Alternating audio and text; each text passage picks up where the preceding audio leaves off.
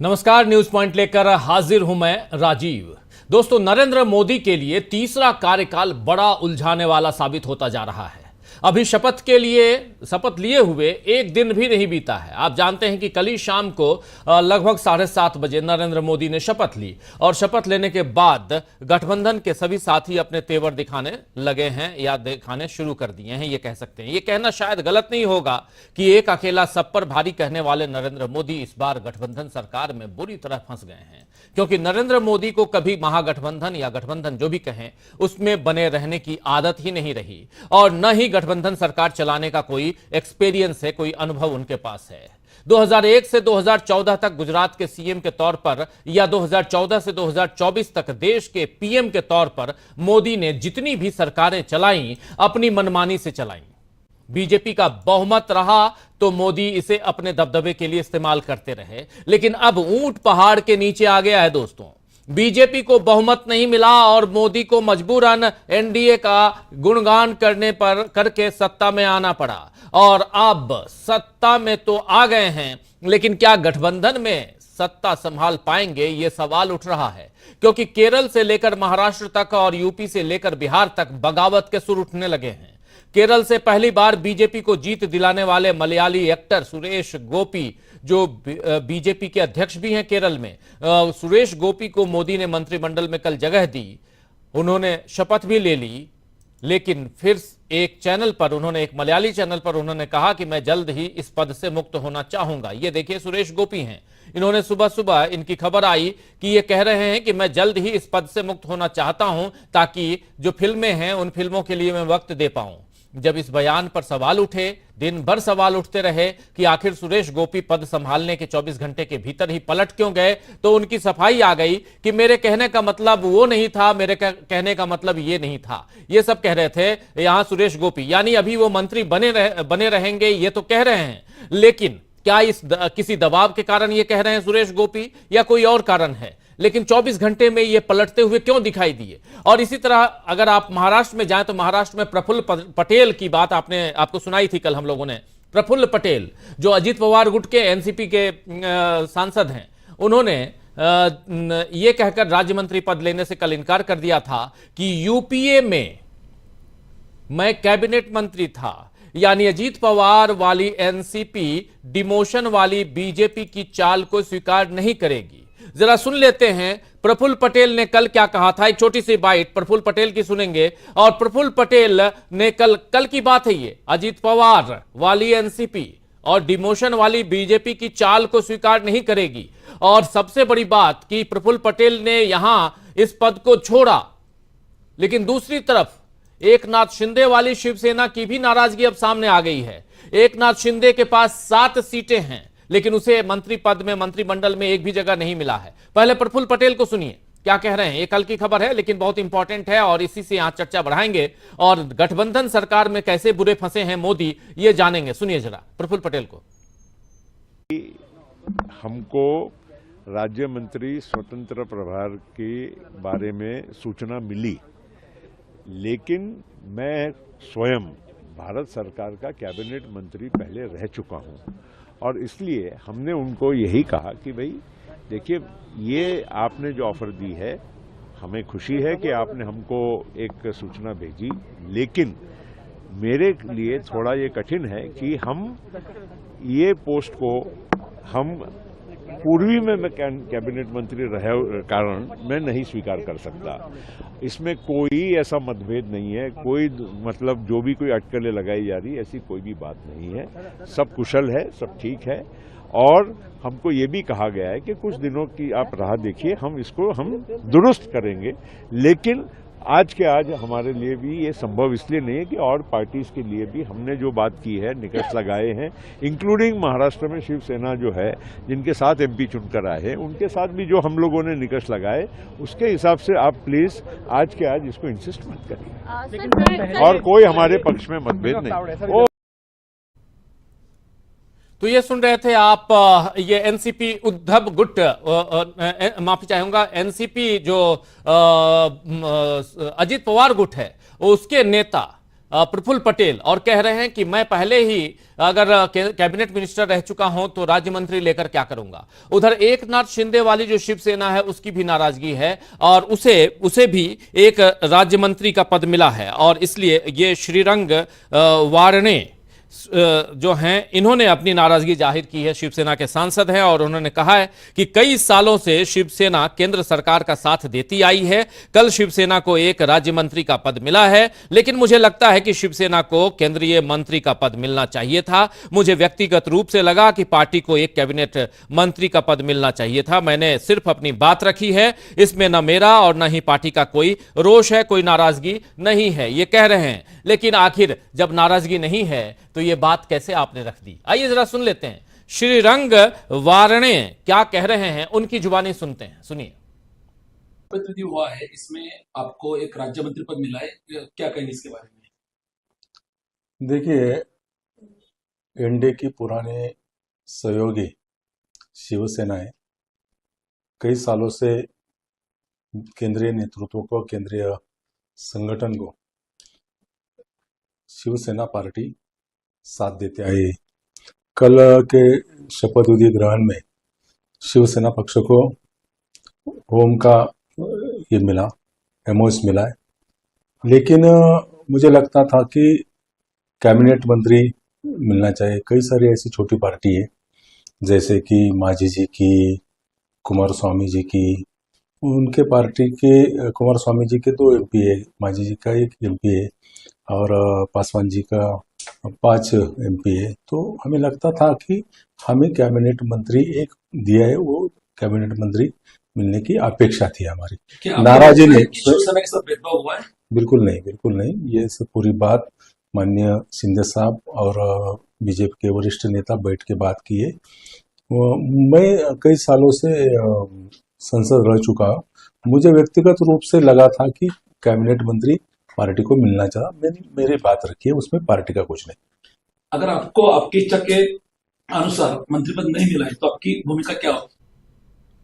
तो ये है शिवसेना जो शिंदे गुट है उनके सांसद हैं श्रीरंग वारणे और ये कह रहे हैं कि ये मेरी व्यक्तिगत राय है, लेकिन अपनी नाराजगी जाहिर कर रहे हैं। एक राज्य मंत्री का पद मिला है जबकि हमारे पास 7 सांसद हैं। जी हां, 7 सांसद हैं और उधर महाराष्ट्र में मुख्यमंत्री के पद पर विराजमान हैं और इनके कारण ही, यानी शिंदे के कारण ही, एकनाथ शिंदे के कारण ही वहां पर बीजेपी जो है वह सत्ता पर काबिज है। उसके बाद भी बीजेपी ने यहां इनको राज्य मंत्री का पद दिया है और इसके साथ साथ आपने यहां सुना, ये कह रहे हैं कि जीतन राम मांझी को कैबिनेट में जगह मिली जबकि उनके एक सांसद खुद अकेले सांसद हैं और 2 सांसद वाले जेडीएस, वहां कुमार स्वामी को आपने दे दिया कैबिनेट मंत्री का पद। उसके बाद 5 सांसद वाले चिराग पासवान को आपने कैबिनेट मंत्री का पद दे दिया। तो 7 सांसद वाले शिवसेना शिंदे गुट को आप कैबिनेट में क्यों नहीं रख रहे हैं? ये नाराजगी आपने देख ली। तो महाराष्ट्र के दोनों गुट जो अभी बीजेपी के साथ हैं, दोनों गुट नाराज हैं, यानी शिंदे भी नाराज हैं और उधर अजीत पवार भी नाराज हैं। यानी इस बार महाराष्ट्र में एक फिर से बड़ा खेला होने के लिए मैदान सज गया है, यह कह सकते हैं। उद्धव गुट वाली शिवसेना ने तो अपने अखबार सामना में यहां तक दावा कर दिया है कि अजीत पवार गुट अमित शाह को गृह मंत्री बनते नहीं देखना चाहता है। अब मोदी अजीत पवार की बात को ध्यान देंगे, यानी अजीत पवार को भाव देते हैं या अमित शाह को भाव देते हैं, यह देखना दिलचस्प होगा। उधर उत्तर प्रदेश में योगी आदित्यनाथ के सिर पर पद से हटने की तलवार लटक रही है दोस्तों। उनके पद, यानी कि वो मुख्यमंत्री पद पर विराजमान है योगी आदित्यनाथ, और उनके ऊपर एक तलवार लटक रही है और ऐसी लटक रही है कि अब कल्याण सिंह के बेटे राजवीर सिंह ने यह कहकर धमाका कर दिया है कि एटा सीट से वो भीतरघात के कारण हारे हैं। आखिर ये भीतरघात कैसे, किसने करवाई? और इशारा उनका योगी आदित्यनाथ की तरफ है और तमाम जितने भी बीजेपी के हारे हुए नेता हैं उत्तर प्रदेश में, सब कह रहे हैं कि योगी आदित्यनाथ ने हरवा दिए। इसलिए अब सवाल उठ रहे हैं कि यूपी में घुटनों पर आ गई बीजेपी अब विधानसभा चुनावों तक क्या रेंगने पर मजबूर हो जाएगी, यह देखना भी होगा। वहीं अब चलिए बिहार, उत्तर प्रदेश से। बिहार में एनडीए के सहयोगी उपेंद्र कुशवाहा हैं, उनका भी कहना है कि वो भीतरघात के कारण हारे हैं। यानी अपनी हार के लिए वो बीजेपी को जिम्मेदार मान रहे हैं। चिराग पासवान तो खैर 5 सीटें लेकर मंत्री पद पा ही गए हैं, कैबिनेट मंत्री बन गए हैं, लेकिन सबसे ज्यादा सीटें देने वाले नीतीश कुमार क्या जीतन राम मांझी और चिराग पासवान को अपने साथ मंत्रिमंडल में बर्दाश्त करेंगे, और कब तक बर्दाश्त करेंगे यह भी देखना होगा। इस बीच बीजेपी के अपने सांसदों के बीच भी मंत्री पद को लेकर हलचल है और काफी खींचतान है अंदर खाने, क्योंकि एक तरफ मोदी ने उन लोगों को अपने साथ रखा जिन्हें वो दूसरे दलों से तोड़कर लाए थे, जैसे रवनीत सिंह बिट्टू, जितिन प्रसाद, जयंत चौधरी, ये वही इन सबको ये अपने साथ रख लिए, यानी कि इन सबको ये अपने साथ मंत्री बना लिए नरेंद्र मोदी। वहीं अपने कुछ नेताओं को खाली हाथ भी रखा है, और ऐसे में क्या वो नेता शांत बैठेंगे या बीजेपी में बगावत की मशाल थाम लेंगे, ये देखना होगा। आप देख लीजिए स्मृति ईरानी जो लगातार रही नरेंद्र मोदी के बाएं दाएं,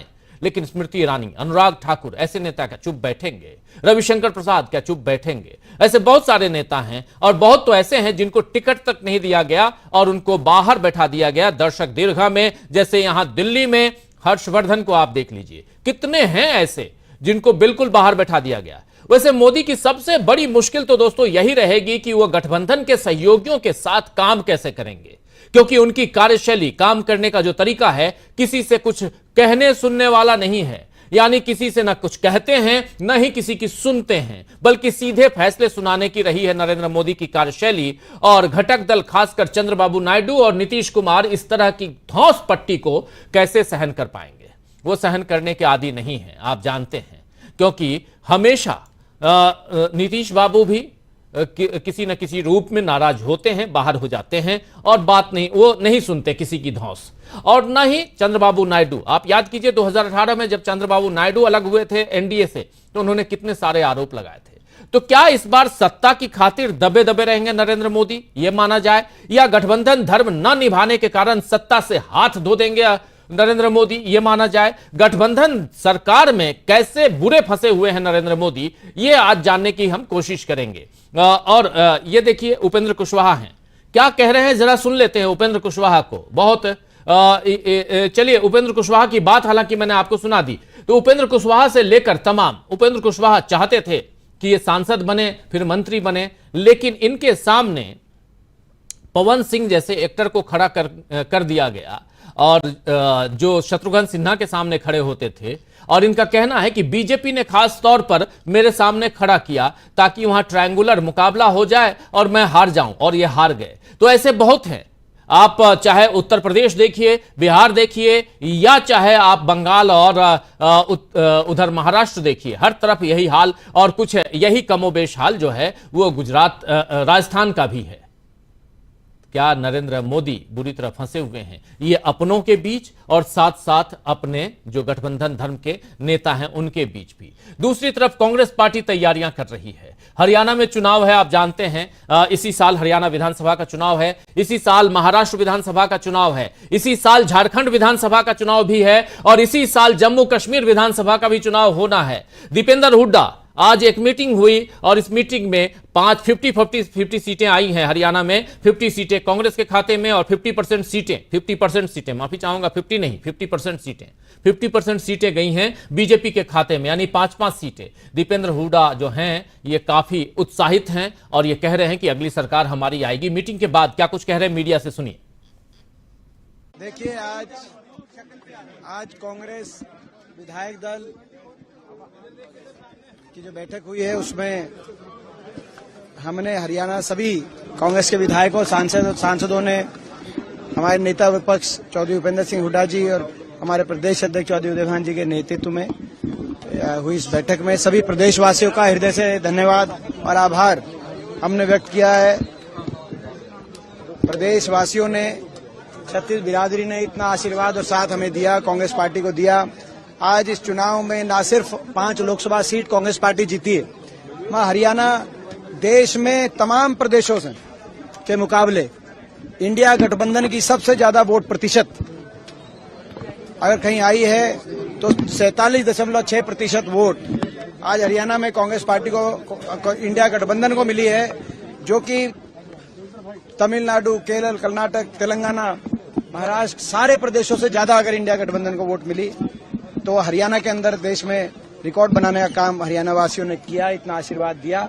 और ना सिर्फ सबसे ज्यादा वोट प्रतिशत हरियाणा में मिली है, मगर इसके साथ साथ सबसे ज्यादा अगर वोट में इजाफा, प्रतिशत में इजाफा 19.2% वोट पिछले 2019 लोकसभा चुनाव के मुकाबले में अगर जंप कहीं आया, एक प्रदेश में सबसे ज्यादा इजाफा हुआ है, वो भी हरियाणा के अंदर हुआ है। तो ये मैं समझता हूं कि प्रदेशवासी, हम सभी प्रदेशवासी के ऋणी हैं और हम सबका आभार व्यक्त करते हैं। और सभी को हम, जो कांग्रेस के कार्यकर्ता, कांग्रेस के नेता, तमाम लोग जिन्होंने इसमें अपना योगदान दिया, जिन्होंने मेहनत करी, उनको हम अपनी तरफ से बहुत बहुत, मैं समझता हूं, सभी बधाई के पात्र हैं।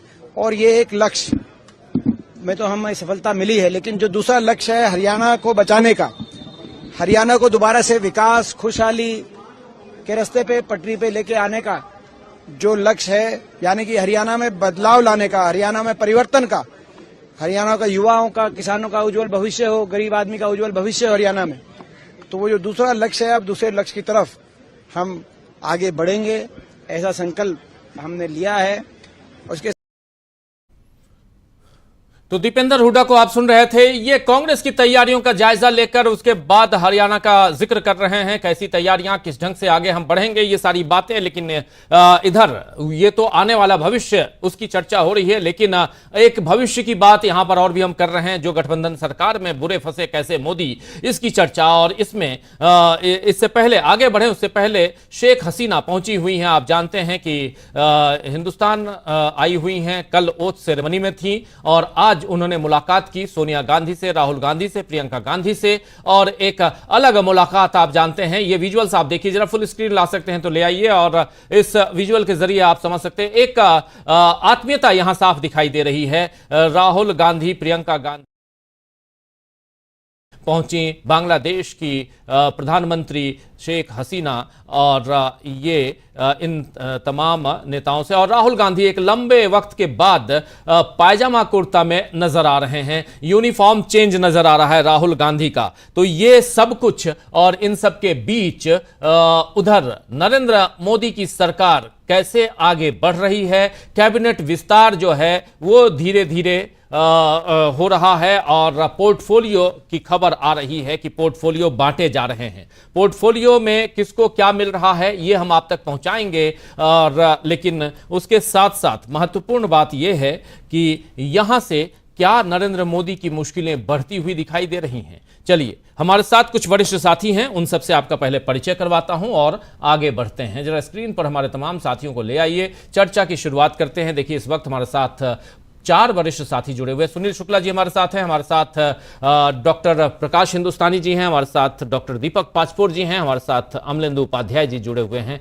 आप सभी का स्वागत है, इस्तकबाल है, स्वागत इस्तकबाल आप तमाम दोस्तों, साथी, शुभचिंतक आप सबका जो अब तक जुड़ चुके हैं, जो जुड़ने वाले हैं इस कार्यक्रम में। और सीधा आना चाहता हूं सबसे पहले डॉक्टर प्रकाश हिंदुस्तानी जी आपके पास। प्रकाश जी, कैसे आप देखते हैं, यहां से जरा समझूं, नरेंद्र मोदी कि धड़कनें तो बढ़ी हुई हैं, ये साफ दिखाई दे रही हैं, और हालांकि अभी से थोड़ी देर पहले और धीरे धीरे करके किसके हवाले, देखिए शिवराज सिंह चौहान को कृषि मंत्री बनाया गया है। स्क्रीन पर नीचे जो ब्रेकिंग न्यूज है, इसमें हम लगातार देते जाएंगे किसको क्या पोर्टफोलियो मिला है। धीरे धीरे वो पोर्टफोलियोज हमारे पास आ रहे हैं, पूरी लिस्ट एक साथ नहीं आई है, पूरी लिस्ट आएगी तो हम दिखा देंगे। लेकिन शिवराज सिंह चौहान को कृषि मंत्री बनाया गया है, और उसी मध्य प्रदेश से पहले नरेंद्र सिंह तोमर थे कृषि मंत्री, उनको फिर विधायक बना दिया गया। शिवराज सिंह चौहान विधायक और मुख्यमंत्री से अब यहां पहुंच चुके हैं कृषि मंत्री तक में, और राजनाथ सिंह को फिर से रक्षा मंत्री बनाया गया है, और वही पुराना पोर्टफोलियो है। और वैसे ही कुछ और नाम यहां सामने आ रहे हैं, वो सारे नाम आप तक। नितिन गडकरी देखिए, वही पुराना मंत्रालय, उनको सड़क परिवहन मंत्रालय मिला है। ये सब कुछ नीचे आप देखते जाइएगा, ये चर्चा हम करते रहेंगे। लेकिन इसकी ये यहां क्यों मैं कह रहा हूं कि इस पर आप गौर फरमाइए, इसलिए क्योंकि लड़ाई यहीं से शुरू होती है। पहले कैबिनेट में जगह नहीं, फिर उसके बाद कैबिनेट या जहां भी जगह मिली, राज्य मंत्री स्वतंत्र प्रभार या कैबिनेट, जहां भी जगह मिली है वहां हमारे मन मुआफिक आपने पोर्टफोलियो नहीं दिया। अगर यह भी है तो यह भी लड़ाई की जड़ है, और उसके साथ साथ टीडीपी नाराज है कि हमको हमारा स्पीकर चाहिए, और यह नाराजगी आज शिवसेना उद्धव गुट की जो पत्रिका है, अखबार जो है सामना, उसने एडिटोरियल में खूब छाप दिया है अच्छे से, कायदे से। और उनका यह भी कहना है कि अमित शाह को गृह मंत्री नहीं बनाना है। लेकिन अमित शाह को गृह मंत्री नहीं बनाएंगे तो क्या, यहां देख लीजिए, जीतन राम मांझी को एमएसएमई, अमित शाह को गृह मंत्रालय दे दिया गया है, यह भी खबर आ रही है। और यानी पुराना जो पोर्टफोलियो था कैबिनेट का, वही पोर्टफोलियो लगभग वही है। और सीआर पाटिल जल शक्ति मंत्री बने हैं, तो धर्मेंद्र प्रधान को, ये मनोहर लाल खट्टर को ऊर्जा मंत्रालय, और शहरी धर्मेंद्र प्रधान शिक्षा मंत्री थे पहले, अभी भी हैं। ये सब कुछ आपके सामने। डॉक्टर प्रकाश हिंदुस्तानी जी, आगे कैसे आप देखते हैं, और यहां से जरा गठबंधन सरकार और गठबंधन धर्म कितना पालन करते हुए नजर आएंगे नरेंद्र मोदी? राजीव जी, अब तक दो कार्यकाल में नरेंद्र मोदी ने अपनी मन मर्जी का काम किया। जब उन्हें लगा नोटबंदी कर दी, जब उन्हें लगा लॉकडाउन लगा दिया, अपनी मर्जी से फैसले किए। लेकिन अब उनको जीपीएस सिस्टम पे चलना पड़ेगा। आपकी गाड़ी में जीपीएस सिस्टम होगा, गाड़ी कहाँ जाएगी? तो अब मोदी जी की सरकार में जो जीपीएस है वो आरएसएस का है और नागपुर से संचालित होता है। जैसे आपकी गाड़ी में आपको बताना होता कि आपको नोएडा जाना है दिल्ली से, तो बताता कि 1 किलोमीटर जाने के बाद आप बाएं मुड़िए, फिर 3 किलोमीटर सीधे चलिए, फिर दाहिने मुड़िए, वगैरह वगैरह। ऐसे अब जो संघ का जीपीएस है वो बताएगा कि आपको कहाँ जाना है, आपको पीछे आना है, आपको आगे आना है, आपको रुकना है। और उसी की तैयारी है मोदी जी की। जो बात आपने कही कि मोदी जी को आदत है इस तरह की बातों की, तो आदत उनको डालनी पड़ेगी। अभी मैंने एक शेर पढ़ा था, उसका मजमून ये था कि बारिश लगातार हो रही है और सारे पुल खतरे के निशान से ऊपर हैं। तो जब पुल खतरे के निशान से ऊपर हों और बारिश रुकने का नाम ना ले, तो ऐसे में बहुत सोच समझ कर कदम उठाना चाहिए। और अब प्रधानमंत्री के सामने यही चुनौती है कि वे कितना सोच समझ कर कदम उठाते हैं, क्योंकि फिर वही बात है, ये सरकार, एनडीए की सरकार आटे का दिया है, घर में रखेंगे तो चूहे खा जाएंगे, बाहर रखेंगे तो कौवे खा जाएंगे। एक पुराना मुहावरा है गांव में। तो वही स्थिति है, घर में रखें तो परेशानी, बाहर रखें तो परेशानी। अपने लोगों को पद दें तो परेशानी, केरल के सांसद को पद दें तो परेशानी, जो कहता है कि भाई शपथ लेने के बाद मलयाली टीवी को कहता है कि भाई मुझे तो नहीं बनना है मंत्री, मैं तो सांसद में ही खुश हूं। और फिर डंडा पड़ता है या उसे समझाया जाता है तो कहता है कि नहीं, मेरे कहने का आशय ये नहीं था। शिंदे गुट अलग नाराजगी व्यक्त कर चुका, अभी आपने बयान दिखाया, कहते हैं कि जब अकेले जीतन राम मांझी एक सांसद हैं और वो केंद्र में मंत्री हो सकते हैं, कैबिनेट मंत्री हो सकते हैं, तो हमारे शिंदे गुट को कैबिनेट पद क्यों नहीं मिला? जब ऐसे कई उदाहरण उन्होंने दिए। और जो बात प्रफुल्ल पटेल की, तो प्रफुल्ल पटेल को तो संतुष्ट करने का एक कारण ये कि प्रफुल्ल पटेल के खिलाफ जो ईडी का एक बड़ा मामला था, एक ट्रिब्यूनल ने उनके पक्ष में फैसला दिया है। सीजे हाउस जो वर्ली में है, उसमें 35,000 स्क्वायर फीट का एक प्लेस है, पूरा एक बड़ी जगह है। वो जगह ईडी ने एक्वायर की थी, उसको वापस देने का फैसला किया गया, जिसकी बाजार में कीमत 180 करोड़ रुपए बताई जाती है। इससे ज्यादा भी हो सकती है आज की तारीख में, क्योंकि जिस सीजी हाउस की बात कर रहे हैं उसका इंटीरियर ही करीब 15,000 रुपए स्क्वायर फीट का बताया जाता है। तो आप अंदाज लगाइए, जिन लोगों के इतने हित छुपे हों, वो कैसे कोई खुल के बात करेगा? मुझे लगता नहीं है कि कोई खुल के बात करेगा।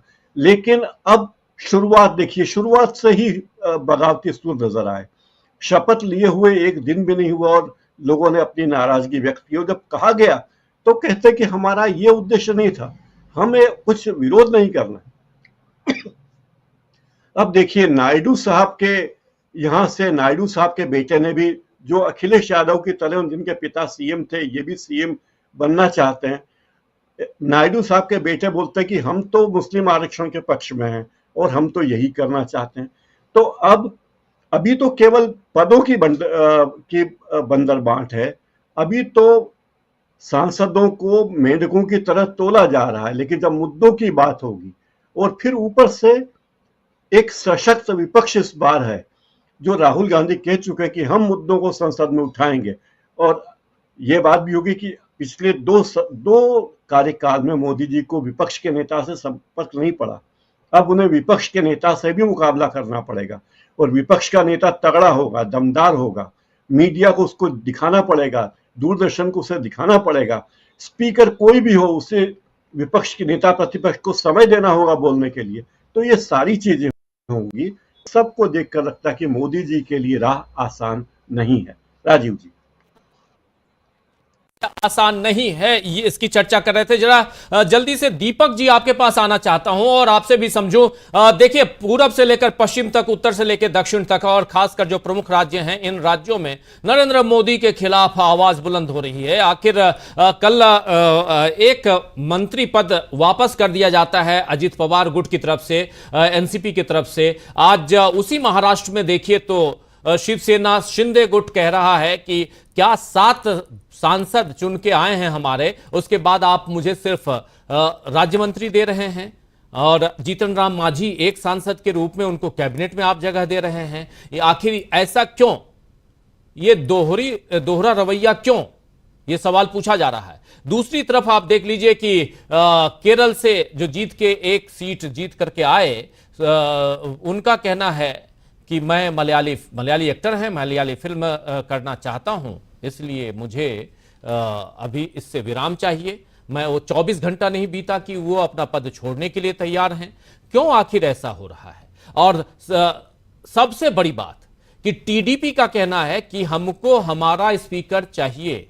और आप याद कीजिए कि हमारे ही इसी कार्यक्रम में जब इंटरव्यू दे रहे थे, जुड़े थे एक्सक्लूसिवली हमारे साथ आम आदमी पार्टी के नेता राज्यसभा सांसद संजय सिंह, तो उन्होंने कहा था कि टीडीपी को अगर उनके स्पीकर को अगर लेकर नहीं आती है बीजेपी, तो हम लोग इंडिया गठबंधन की तरफ से उनको समर्थन देने के लिए तैयार हैं। यानी कि आने वाले समय में और गुल खिलते हुए हम देखेंगे, ये साफ दिखाई देता है। उत्तर प्रदेश में अंदर खाने भूचाल आया हुआ है। जब आएंगे सुनील जी के पास तो उत्तर प्रदेश की हालत जरूर उनसे समझेंगे कि क्या चल रहा है उत्तर प्रदेश में। लेकिन ओवरऑल क्या गठबंधन धर्म निभा पाएंगे नरेंद्र मोदी? आज की तारीख में सबसे बड़ा सवाल इसलिए कि 2001 से 2014 और 2014 से लेकर के 2024 तक नरेंद्र मोदी ने गठबंधन की बात ही नहीं की। नरेंद्र मोदी के मुंह से कभी भी एनडीए शब्द नहीं निकला, और आज अब अचानक और सिर्फ एनडीए कर रहे हैं। वो क्यों आखिर?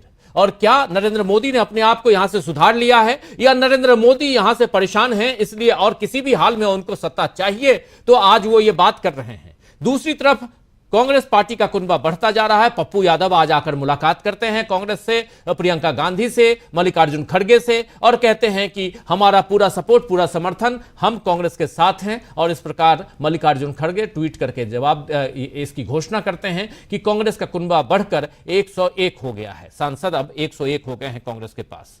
क्या देखते हैं आप दोनों तरफ से देखा जाए तो, गठबंधन सरकार और विपक्ष? दीपक जी। मुख्य मुद्दा है, उसके पहले मैं अपने दर्शकों के लिए एक थोड़ी सी जानकारी ये देना चाहता हूं कि हमने ये देखा कि जो बांग्लादेश की प्रधानमंत्री हैं शेख हसीना, ये गांधी परिवार से मिलती हैं। कुछ लोगों को आश्चर्य हो सकता है कि ये क्या कारण है, कौन सी कूटनीतिक रिलेशन है। तो मैं ये बता दूं कि जब शेख मुजीब, इनके पिताजी का जब हत्या हुई थी और उनके परिवार के 7-8 लोगों को मार दिया गया था, और शेख हसीना उस समय काफी कम उम्र की थी और वो रह रही थी उस समय कहीं विदेश रह रही थी। इंदिरा गांधी ने इनको भारत बुलाया, और जब तक वहां पर राजनीतिक स्थिरता नहीं हो गई तब तक शेख हसीना भारत में रही। उनकी एक बहन और थी, वही दोनों बच गए थे, बाकी उनका पूरा का पूरा परिवार है लगभग समाप्त हो गया था। तो ये जो है, ये भारत का बहुत बड़ा ऋण है। भारत ने बांग्लादेश तो बनाया ही बनाया था, इंदिरा गांधी की ही वो देन थी। लेकिन शेख हसीना आज जो जीवित है तो उसका एकमात्र कारण यह है कि इंदिरा गांधी ने उनको बुलवाकर उन्हें सुरक्षित रखा था, इसलिए वो ऋणी हैं और आती हैं। ये इसी का एक संदर्भ ये होता है कि हमारे पूर्वजों ने, राजनीतिक पूर्वजों के पास कितनी अच्छी कूटनीतिक क्षमता थी, वो उन्होंने एक प्रकार से आज तक उसका फायदा जो है भारत को मिल रहा है। मोदी जी ने कुछ लोगों को जो बुलाया है, जो उनके शपथ ग्रहण समारोह में कल उपस्थित थे, उसमें कुछ राष्ट्र नहीं थे, कम से कम पड़ोसी देश हमारा पाकिस्तान नहीं था। तो मैं ये जानना चाहता हूं कि पाकिस्तान को न बुलाने का क्या कारण था, जबकि पहली बार जब उन्होंने शपथ लिया था तो पाकिस्तान था। मैं ये नहीं कहता कारण होगा, तो लेकिन इस कारण का खुलासा किया जाना चाहिए और जनता को ये जानने का पूरा हक है कि आपकी विदेश नीति के अनुसार 10 साल पहले आप बुलाते हैं किसी राष्ट्रपति को अपने पड़ोसी देश के, आज किसी को क्यों नहीं बुलाया गया और उसके पीछे कारण क्या है, ये केवल बताना चाहिए। राजू जी, मैं मुख्य मुद्दे पे आता हूं। मोदी जी का देखिए, ये छोटी मोटी और जो बड़ी होती जाएगी, कुछ दरारें हमें अभी से दिखने लग गई हैं और ये एंटिसिपेट किया था, सब लोगों का पूर्वानुमान यही था कि मोदी जी की फितरत ही नहीं है सबके साथ काम करने की। लेकिन जिस प्रकार से ये माना गया था कि अमित शाह को गृह मंत्रालय नहीं दिया जाएगा, तो मोदी जी ने दिया है। रक्षा मंत्री जो है वो भी वही है। नितिन गडकरी के बारे में कहा जाता था कि इनके भी पर जो है वो मोदी साहब की ओर से काटे जा सकते हैं, उनको कोई ऐसा दूसरा मंत्रालय भी दिया जा सकता है, लेकिन वो भी बने हुए हैं। कुछ मामलों में ऐसा लगता है कि एक अंडरस्टैंडिंग बन गई है। देखिए, मुख्य रूप से मोदी जी को या इस सरकार को खतरा किससे है, कौन से सहयोगी दलों से है? वो केवल टीडीपी और नीतीश बाबू की जो पार्टी है जेडीयू, इन दोनों को साधना जो है वो प्रमुख रूप से इनकी एक तरह से कसौटी होगी। जो जीएमसी बालयोगी थे, अटल बिहारी वाजपेयी के समय टीडीपी के ही थे और वही अध्यक्ष थे। वो एक हेलीकॉप्टर दुर्घटना में मारे गए थे। उसके बाद जो बचा समय था, उस समय शिवसेना के मनोहर जोशी हैं, वो लोकसभा के वो अध्यक्ष बने थे। इसका मतलब ये है कि आपके सामने ये परंपरा है कि आप अपने सहयोगी दलों को अध्यक्ष पद दें। ये इस परंपरा को फिर से याद दिला रही टीडीपी। मुझे ऐसा लगता है कि टीडीपी बाकी चीजों में बहुत ज्यादा जिसको हम कहते हैं कि नुक्ताचीनी नहीं करेगी, बहुत ज्यादा दखलंदाजी नहीं करेगी, लेकिन इस बात के लिए तो निश्चित रूप से बड़ी मांग करेगी कि ठीक है, हम इतने बड़े हम इतने लोगों को लेके आए हैं, 16 हमारे सदस्य हैं, फिर भी कैबिनेट मंत्री आपने एक ही दिया है, हमारा आकार बहुत बड़ा है, उसके मुकाबले आपको ज्यादा देना चाहिए, ये कह सकती है। लेकिन अभी वो शायद इसलिए शांत है क्योंकि देखिए, परस्पर हित भी जो है इन लोगों के जुड़े हुए हैं। टीडीपी चंद्रबाबू नायडू के साथ यह है, आपको पता है कि वो भी ईडी की सेवा पा चुके हैं, वो प्रसाद पा चुके हैं ईडी का, तो वो ऐसा कोई भी काम अब नहीं करना चाहेंगे कि जिनके कारण उनकी जो लोकल जो राजनीति है वो कहीं ना कहीं उसको दिक्कत आए। हालांकि इस समय बहुत स्ट्रांगली आए हैं वो, और वहां पे उन्हें कोई खतरा नहीं है फिलहाल। उल्टे भारतीय जनता पार्टी जो है वो टीडीपी पे आश्रित है, लेकिन आंध्र प्रदेश में टीडीपी जो है या चंद्रबाबू नायडू भाजपा पे बिल्कुल वो आश्रित नहीं है। तो सवाल ये है कि आखिर वो क्यों चलाना चाहते हैं, क्या कारण है कि वो समर्थन देंगे? मुझे ऐसा लगता है कि अपने विकास के कामों के लिए, देखिए चंद्रबाबू नायडू जो है उनका एक बहुत फोकस ये रहता है कि जब भी वो आते थे, पहले भी दिल्ली आया करते थे, कई तरह की मांगे लेके आते थे और बहुत अच्छे बार्गेनर माने गए हैं। वो अभी ये चाहेंगे कि लंबे समय के बाद जब वो बने हैं मुख्यमंत्री, तो उनका फोकस फिलहाल केंद्र पे उतना नहीं रहेगा जितना अपने राज्य पे रहेगा। सबसे पहले उन्हें राज्य में अपने जो तमाम जो रुके हुए उनके समय के जो काम है वो सारे के सारे जो हैं वो उन्हें वहां निपटाने हैं, तो केंद्र का वो भरपूर फायदा उठाएंगे। लेकिन असली बात यह है कि अब जो है हमें ये भी डिस्कस करना चाहिए कि जो मोदी सरकार क्या करेगी, एनडीए क्या करेगी, मोदी कैसे अपनी नैया को पार लगाएंगे, उन्हें क्या क्या संकट आएंगे, वो तो बहुत ही स्पष्ट है कि कई मामलों पे टकराव होगा। अभी तो जो कोर इश्यूज हैं, जो भारतीय जनता पार्टी की ताकत रहे, खासकर मुस्लिमों को लेकर उनका रवैया, उसके बाद जातिगत जनगणना, बहुत सारी चीजें जो है उस पर टकराव होना ही होना, ये बात तो तय है। असली बात यह है कि अब इंडिया क्या करे, इंडिया को इसके आगे देखना होगा। ये सरकार सब मान रहे हैं कि अपने अंतर विरोधों से अपने बोझ तले कभी भी दब सकती है, लेकिन इंडिया और कांग्रेस वो इसका इंतजार न करे, वो उसी कहानी को आगे बढ़ाए जो चुनाव के पहले पहले तक वो लेके आए थे। मतलब संसद के अंदर वो जो सारे मुद्दे उठा रहे थे, अदानी अंबानी के मुद्दे उठा रहे थे, वो जातिगत जनगणना की बात कर रहे थे, वो बहुत सारे इलेक्टोरल बॉन्ड की अब बात होगी, वो सारे मुद्दे जो हैं उसको उसी तरीके से आगे बढ़ाते रहे। वो इस बात का इंतजार न करें कि बहुत सारे लोग बहुत उत्सुकता से देख रहे हैं कि ये सरकार कब गिरेगी। कुछ लोग कह रहे हैं 3 महीने चलेगी, कोई 6 महीना कहते हैं, कोई साल चलते हैं। मैं तो कहता हूं हो सकता है कि 5 साल चल जाए, कोई बड़ी बात नहीं होती कि जिस समय परस्पर हित रहते हैं तो कई बार जो है इस तरीके के जो तत्व होते हैं मिलजुल के सरकार अपनी चलाते रहते हैं, हो सकता है चल भी जाए। लेकिन उससे इस बात का कतई महत्व कम नहीं होता कि इंडिया क्या कर रहा है और लोगों के इश्यूज किस प्रकार से है वो उठाए जाते हैं। इंडिया का काम सबसे पहले कि वो मजबूती से एक दूसरे के साथ इकट्ठा रहे, और अभी तक है, अभी तक उसमें कोई बहुत ज्यादा हमें कोई भी क्रैक नजर नहीं आ रहे, बहुत ज्यादा क्या क्रैक अभी तक कोई नजर नहीं आ रहे हैं। सत्ता के पास पहुंचते पहुंचते वो ठहर गए, लेकिन उन्होंने अपनी एकता को बना के रखा है। दूसरी बात, वो सारे इश्यूज को संसद के बाहर, संसद जो है अब ये पहले जैसी एक तरफा नहीं होगी, मैं अकेला सब पे भारी वाली बात तो होगी नहीं।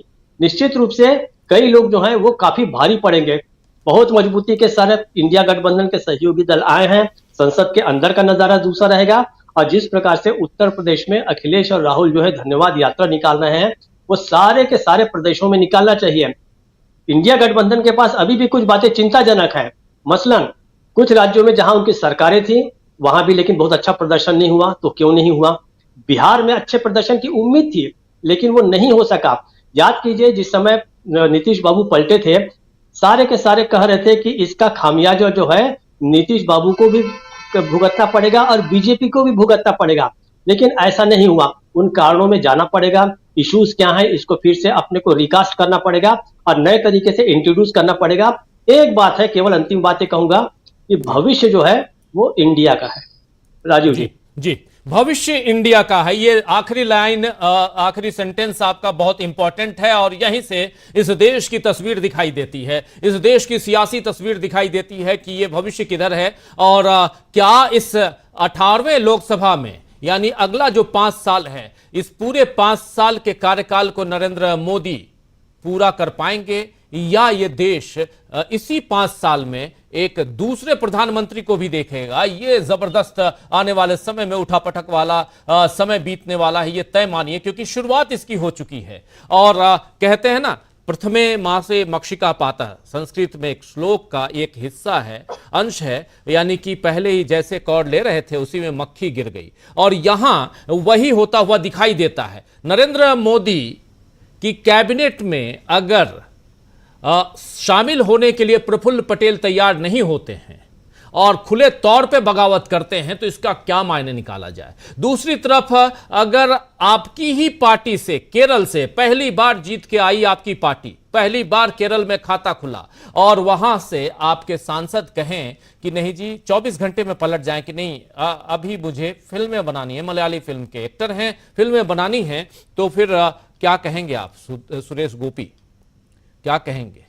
हालांकि बाद में कह रहे हैं कि मीडिया में बढ़ा चढ़ा के बताया जा रहा है, लेकिन साहब आपने ही ये बात कही है मलयाली टेलीविजन को एक इंटरव्यू देते हुए, आपने ही कहा है, कोई मीडिया बढ़ा चढ़ा के नहीं दिखा रहा है, और हम तो बिल्कुल ही नहीं दिखाते, जो है जैसा है वैसा यहां रख देते हैं अपने साथियों के बीच, ताकि दूध का दूध और पानी का पानी हो जाए। हम यहां दूध और पानी निकाल के नहीं बताते हैं, जो है सब कुछ सामने रखते हैं। चलिए खैर, लेकिन नरेंद्र मोदी कैसे फंसे हुए हैं और कैसे यहां से एक दूसरी तस्वीर दिखाई देती है, कैसे आज सामना जो एडिटोरियल लिखता है, आर्टिकल लिखता है, उसमें साफ साफ कहता है कि आने वाले समय में, अब देखिए ये पोर्टफोलियो दिखाई दे रहा है, और मनोहर लाल खट्टर को ऊर्जा मंत्रालय दे दिया गया है, शहरी विकास मंत्रालय भी मनोहर लाल खट्टर के पास बहुत बड़ा, और टेलीकम्युनिकेशन इस बार दिया गया है उधर ज्योतिरादित्य सिंधिया को, जो विमानन मंत्री थे, उड्डयन थे।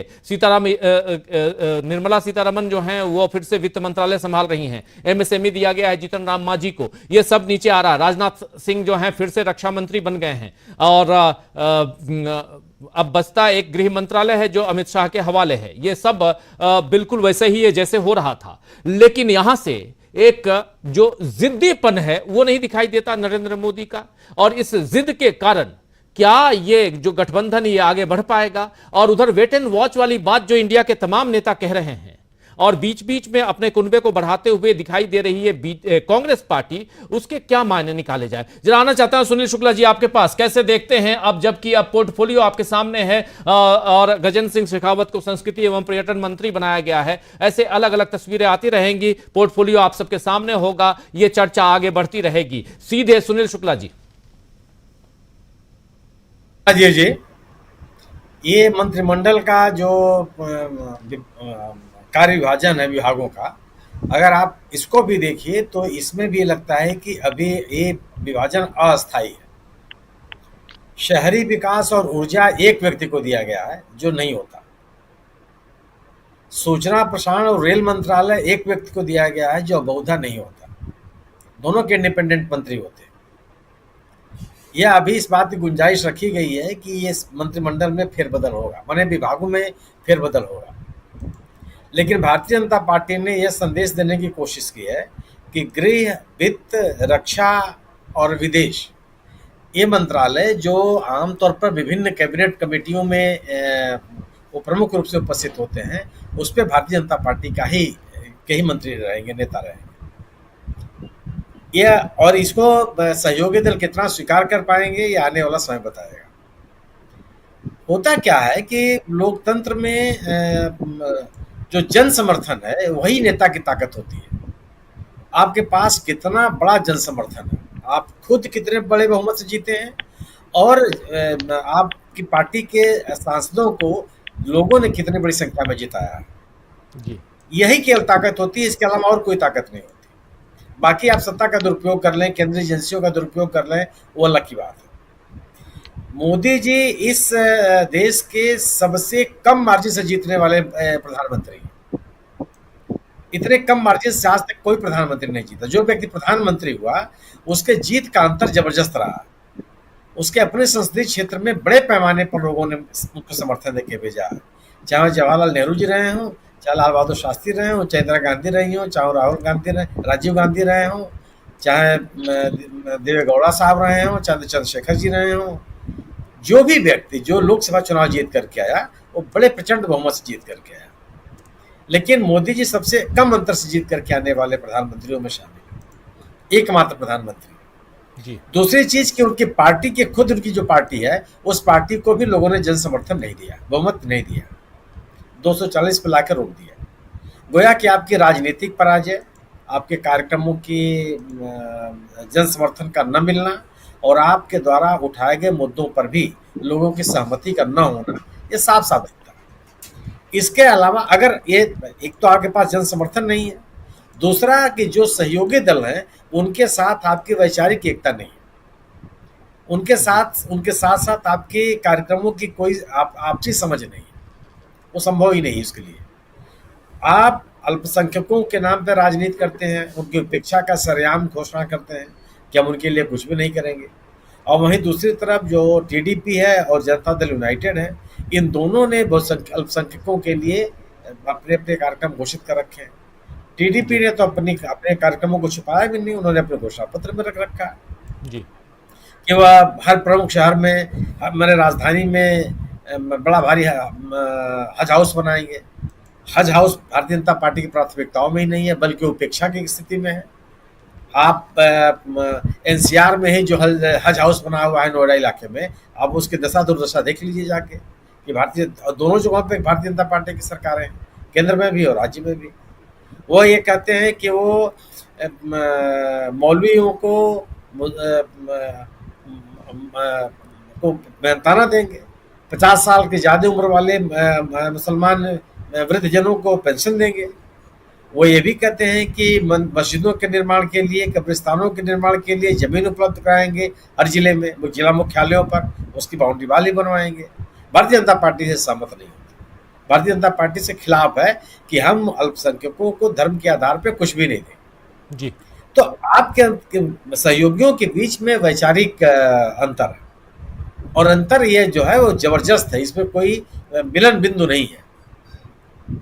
जनता दल यूनाइटेड ने भी आपके सहयोगी होते हुए भी बिहार में आपके एजेंडे को, भारतीय जनता पार्टी के एजेंडे को लागू नहीं होने दिया। वह ऐसे किसी भी एजेंडे पर नहीं चलने के लिए तैयार हुई जिसका आग्रह भारतीय जनता पार्टी हमेशा रखती रही है। और ये दो प्रमुख सहयोगी हैं जिनकी बूते ये सरकार चल रही है, सरकार बनी है। सरकार का बनना और सरकार का चलना अलग अलग चीजें हैं। सरकार एक समझ से बन सकती है लेकिन चलेगी कार्यक्रमों के आधार पर, न्यूनतम साझा कार्यक्रम के आधार पर ही चलेगी, इसके अलावा और कोई तरीका नहीं है। दूसरी चीज, आपसी विश्वास से आपके सहयोगियों में, भारतीय जनता पार्टी के सहयोगियों में भारतीय जनता पार्टी के प्रति अविश्वास की खाई चरम पर। क्यों कि पिछले दिनों भारतीय जनता पार्टी के कार्यकलाप को इन राजनीतिक दलों ने देखा है। अपने सभी अधिकांश सहयोगी दलों को भारतीय जनता पार्टी ने तोड़ दिया, उनमें लगाव पैदा किया, उनके कई सदस्यों को अपने साथ जोड़ लिया, पार्टी टूट गई और टूटे हुए एक हिस्से को अपने साथ मिला लिया, एक हिस्से को छोड़ दिया जो उनके साथ आने के लिए तैयार नहीं थे। इन स्थितियों में चाहे वो शिवसेना हो, चाहे वो NCP, even Janata Dal United को भी तोड़ने की कोशिश की। आरसीपी सिंह को अपने साथ मिलाए रखा, उनके इस्तीफे को स्वीकार नहीं करना, उनको मंत्री बनाए रखना, हरबंश जी को उपसभापति राज्यसभा में बनाए रखना, जबकि जनता दल यूनाइटेड एनडीए गठबंधन से अलग हो गया। बिहार में उसने अलग कर दिया बीजेपी को अपनी सरकार से, उस दौर में भी उनको बनाए रखा। तो आप जो सरकार चलने के आधार हैं वो कार्यक्रम है, वह कार्यक्रमों के आधार पर सरकारें चलती हैं जिनकी कोई आपसी सहमति बनती हुई नहीं दिखती, क्योंकि दोनों सहयोगियों और मुख्य पार्टी के बीच में सोच का अंतर है, और दूसरा अविश्वास की स्थिति है। ये दोनों ऐसे कारण हैं जिससे मुझे लगता है कि सरकार का कार्यकाल बहुत लंबा नहीं होगा।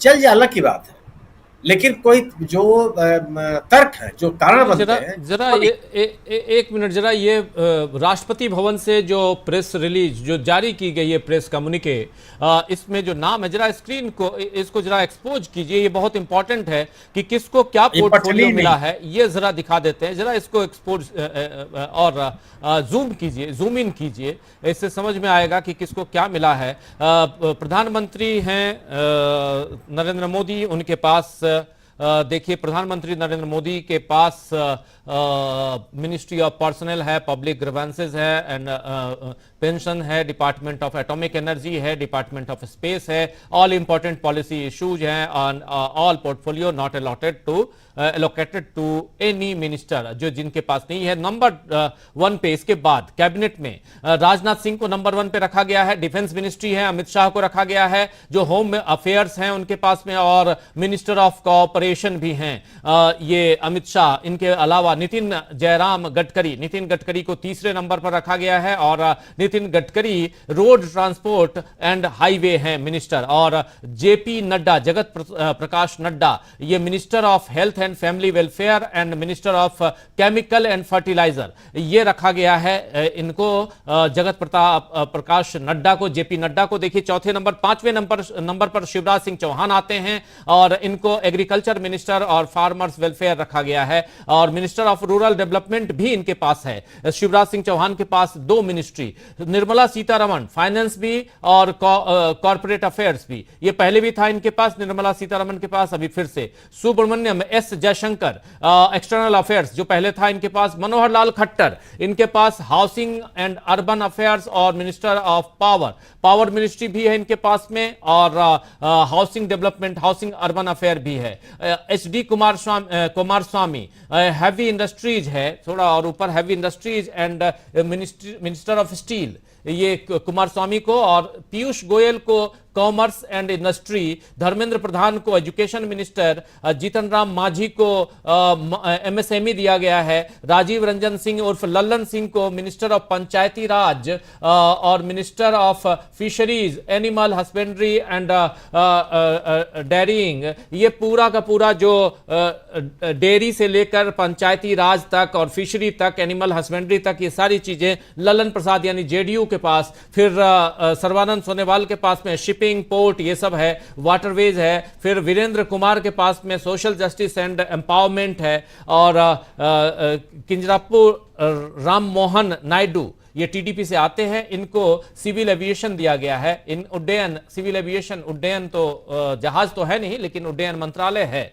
अब, क्योंकि आप जानते हैं एक जहाज जो पहले ज्योतिरादित्य सिंधिया के पास होता था, एयर इंडिया जो बिक गया, उसके बाद ये मंत्रालय लेकिन है। और प्रहलाद जोशी हैं जिनके पास कंज्यूमर अफेयर्स है, फूड एंड पब्लिक डिस्ट्रीब्यूशन, और minister of new and renewable energy, जो न्यू रिन्यूएबल एनर्जी जो आप जानते हैं सौर ऊर्जा, जिसमें जुवाल ओराम हैं जिनको ट्राइबल अफेयर्स दिया गया, खुद भी ट्राइबल हैं। गिरिराज सिंह को टेक्सटाइल दिया गया है, अश्विनी वैष्णव को रेलवे दिया गया है, इंफॉर्मेशन और ब्रॉडकास्टिंग भी, मतलब हम लोगों का जो काम है वो जिस मंत्रालय के अंतर्गत आता है वो अश्विनी वैष्णव के पास गया है। और इलेक्ट्रॉनिक एंड इंफॉर्मेशन टेक्नोलॉजी आप देख लीजिए, ज्योतिरादित्य सिंधिया के पास कम्युनिकेशंस है, और development and north eastern region है, यानी कि इनके पास मिनिस्टर हैं ये उधर के नॉर्थ ईस्ट के। ये भूपेंद्र यादव जी के पास में एनवायरमेंट, फॉरेस्ट और क्लाइमेट चेंज है, गजेंद्र सिंह शेखावत के पास कल्चर है और टूरिज्म है, अन्नपूर्णा देवी जी के पास में महिला बाल विकास है और किरण रिजिजू के पास में पार्लियामेंट्री अफेयर्स है और माइनॉरिटी अफेयर्स है, हरदीप सिंह पुरी के पास में पेट्रोलियम और नेचुरल गैस और मनसुख मंडाविया के पास में लेबर मिनिस्ट्री है और फिर यूथ अफेयर्स भी है और जी किशन रेड्डी के पास में कोल और माइंस और चिराग पासवान के पास फूड प्रोसेसिंग मिनिस्ट्री है। चिराग पासवान के पास फूड प्रोसेसिंग मिनिस्ट्री है और सी आर पाटिल के पास जल शक्ति मंत्रालय है, सी आर पाटिल के पास। तो ये पूरे कैबिनेट हो गए। इसके बाद ये 5 इंडिपेंडेंट हैं जिसमें राव इंद्रजीत सिंह हैं minister of state independent incharge में, जिसमें अलग अलग हैं। तो ये पूरी लिस्ट है।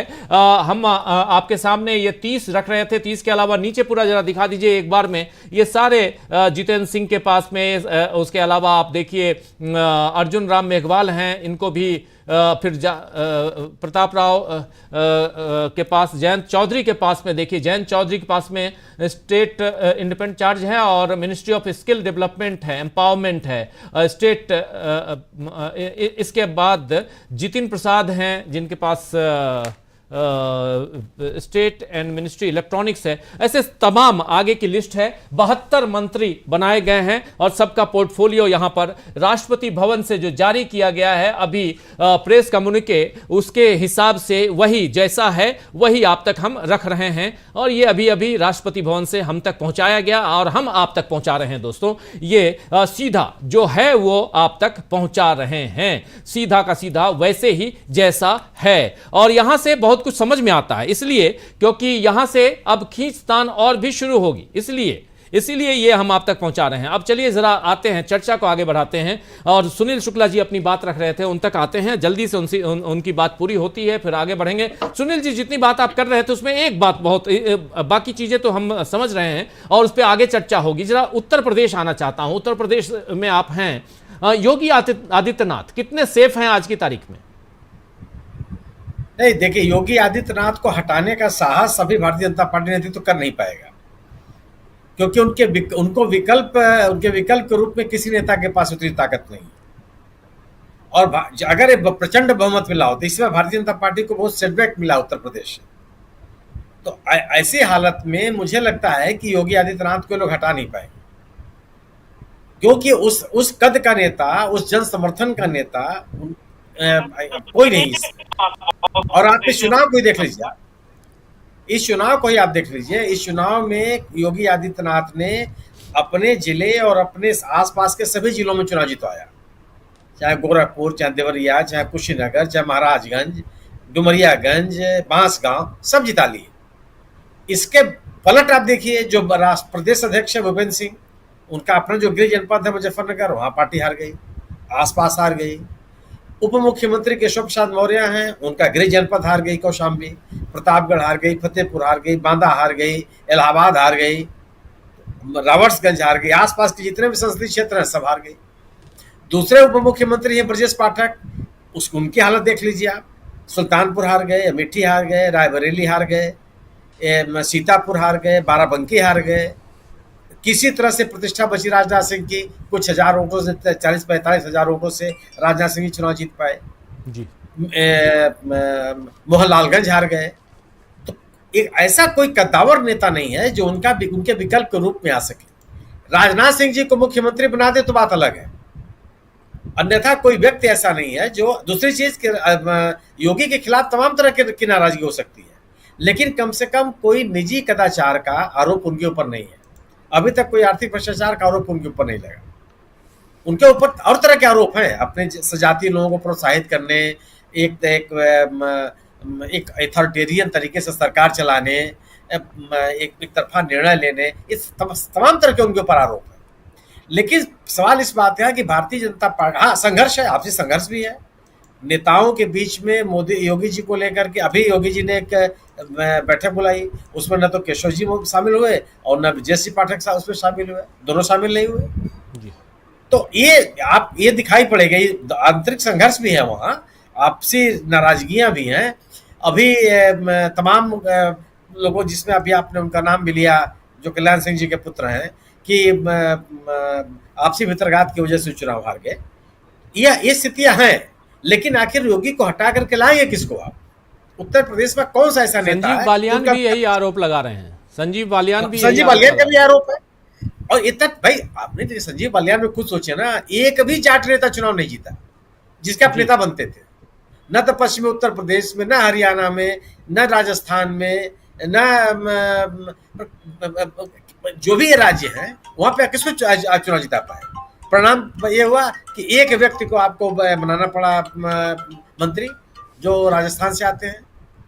तो आप जिस समूह को, जिस वर्ग का प्रतिनिधित्व आप करते थे, जिनके बीच में आप लोकप्रिय होने का दावा करते थे संजीव बालियान साहब, उसमें से कोई नेता नहीं जीता। तो दूसरे पर आरोप लगाने के पहले आप अपने बार भी देख लीजिए आप। और संजीव बालियान किस तरीके से जीत पाए थे पिछली बार मुजफ्फरनगर से, कितना अंतर था उसमें। और जो नाराजगी थी जाट नेताओं की या किसान नेताओं की, उस नाराजगी को दूर करने की कौन सी कोशिश की गई? ये जाट अलग अलग पंचायतें कर रहे थे। जब ये महिला पहलवान जो अधिकांशतः जाट समुदाय की आ रही थी, उनकी जब नाराजगी सामने आई, उनका आंदोलन जब सामने आया, तो आप क्या उनके समूह के साथ खड़े होते हुए दिखाई पड़े? कोई आप नहीं उनके साथ दिखाई पड़े। ये किसान जब आंदोलन कर रहे थे, पश्चिम उत्तर प्रदेश के तमाम जाट जुटे हुए थे दिल्ली के बॉर्डर पर, तब जिस तरह का व्यवहार किया केंद्र सरकार ने, उस समय किसी ने कोई हस्तक्षेप किया नहीं किया। तो आप खुद अपनी भी जिम्मेदारी लीजिए कि आपने शासन में रहते हुए लोगों के साथ किस तरह का व्यवहार रखा है। क्यों लोग आपके साथ खड़े हो जाएंगे? स्थितियां ये है। तो आप ये नहीं कह सकते कि जो लोग आरोप लगा रहे हैं वो सही है। ये भितरघात की स्थिति हो सकती है, इससे भी कोई इनकार नहीं कर सकता। लेकिन ये भी है कि जो लोग हैं, जो लोग चुनाव हारे भी हैं, उनके खिलाफ भी जबरदस्त एंटी इनकम्बेंसी रही है। इससे और उस एंटी इनकम्बेंसी को समाप्त करने की कोशिश कभी लोगों ने नहीं की। उसके पलट जो विपक्ष है वो इनके खिलाफ एक मुद्दों को लेकर के खड़ा रहा। किस मुद्दे पर कौन सा सांसद बोलने के लिए तैयार था? कोई बोल नहीं रहा था। और योगी के पास तो ये कहने के लिए बातें जो कही जाती हैं अंदर खाने से, कि कई उम्मीदवारों को बदलने के लिए मुख्यमंत्री ने कहा था, उस पर किसी ने ध्यान नहीं दिया। तो तमाम चीजें बावजूद इसके, कम से कम ये तो योगी को श्रेय जाएगा कि उन्होंने अपने इलाके में पार्टी को जबरदस्त तरीके से समर्थन मिला। और कम अंतर भी कम बहुत हुआ।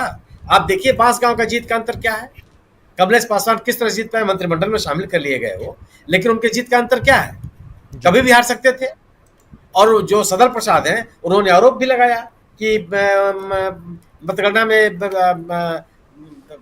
अनियमितताएं हुई, उनकी नाराजगी भी है।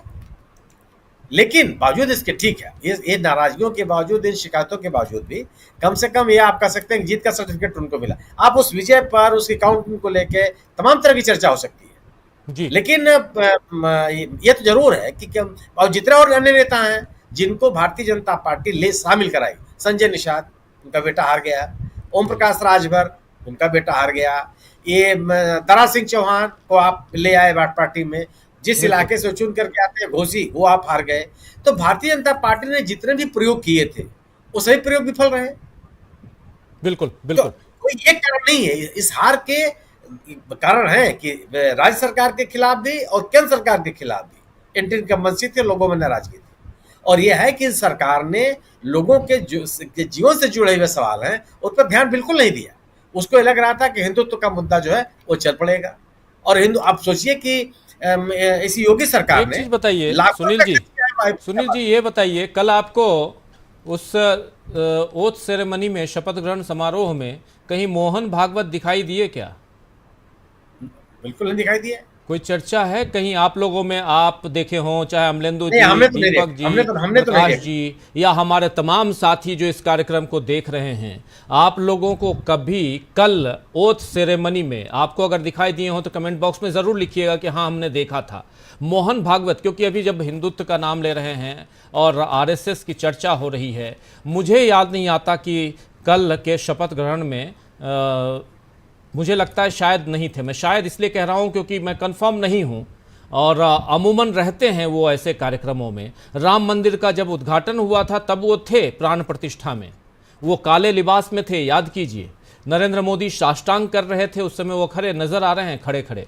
लेकिन यहाँ समझ में नहीं आता कि कल थे कि नहीं थे, लेकिन इसके मायने भी बहुत होंगे। जल्दी से एक आपसे क्लोजिंग चाहूंगा इस पे और आगे बढ़ेंगे अमलिंदु जी के पास में। सुनील जी, तो नहीं, आप ये देखिए ना कि आप तमाम धार्मिक गुरुओं को आपने देखा होगा मंत्री शपथ ग्रहण समारोह में तमाम धार्मिक गुरु मौजूद हैं। उनसे पूछे कि इन ठीक है, धार्मिक गुरु कोई भी हो, किसी स्तर का हो, वो सम्मान का पात्र है, लेकिन किस अधिकार से, मतलब क्या इनका किस बात का हो रहा है? जो हमारे सनातन परंपरा में किस पद पे हैं? ये कहीं के शंकराचार्य हैं, किस कोई कौन सी धार्मिक संस्थाएं लोग चलाते हैं? नहीं, खैर अपने गुरुआ बस बने हुए लोग बैठे हुए हैं। आप ये सोचिए कि अयोध्या में पिछले जब से सरकार, योगी सरकार आई है, हर वर्ष दीपावली के मौके पर लाखों रुपए दीपोत्सव के नाम पे खर्च किया गया। उसी अयोध्या में फैजाबाद संसदीय क्षेत्र हार गए, अंबेडकर नगर हार गए, पूरा फैजाबाद मंडल है जो है वो भारतीय जनता पार्टी हार गई। कोई क्षेत्र में इनको जीत नहीं मिली। प्रश्न इस बात का है कि आप जिस एजेंडे पर लोगों का जन समर्थन चाहते हैं वो नहीं मिलने वाला है। आपको उन मुद्दों पे बात करनी पड़ेगी जिन मुद्दों को उठा करके विपक्ष सामने आया है। लोगों की समस्याओं के समाधान की बात करनी पड़ेगी। किसानों, बेरोजगारों की बात आपको करनी पड़ेगी। अगर आप बात नहीं करते हैं तो ये जो आज प्रधानमंत्री जी ने एक ट्वीट किया कि मैंने पहला हस्ताक्षर किया है या निर्णय लिया है कि किसान सम्मान निधि की कौन सी किस्त जारी कर दी जाए। किसानों को सम्मान निधि से ज्यादा महत्वपूर्ण बात यह है कि उनके कृषि उपज की वास्तविक उचित कीमत मिल जाए, जिसके लिए वो आंदोलन कर रहे हैं। उनको आंदोलन न करना पड़े, साल भर उनको सड़क पर न बैठना पड़े। आज भी शंभू बॉर्डर पर कितने बैठे हुए हैं किसान। उनको आंदोलन से हटाने और उनके साथ वार्ता करने की आवश्यकता है। और अगर आप वार्ता करने के लिए तैयार नहीं है तो जिन एजेंडों को लेकर के चल रहे हैं वो एजेंडे चलने वाले नहीं हैं। और आपके सहयोगी, जिनके सहयोग पर, जिनके मदद से आप सरकार बना रहे हैं, वो भी उन मुद्दों के साथ खड़े होने वाले नहीं हैं। उनको भी उन मुद्दों का ही समाधान चाहिए जिन मुद्दों को लेकर के विपक्ष आगे चल रहा है। जी बिल्कुल। हमारे एक साथी लिख रहे हैं, वीएस द्विवेदी जी हैं, लिख रहे हैं कि yes he was there in white dress. हो सकता है क्योंकि हमें दिखाई नहीं दिए। और बात हमने पूछी थी मोहन भागवत की कि वो कल थे कि नहीं। कई साथी लिख रहे हैं कि नहीं थे, लेकिन वीएस द्विवेदी जी लिख रहे हैं कि कल वो थे। और अच्छी बात है वो थे तो, और नहीं थे तब भी कोई इसमें बुराई नहीं है। लेकिन बात यह है कि यहाँ गठबंधन धर्म का पालन हो पाएगा या नहीं हो पाएगा।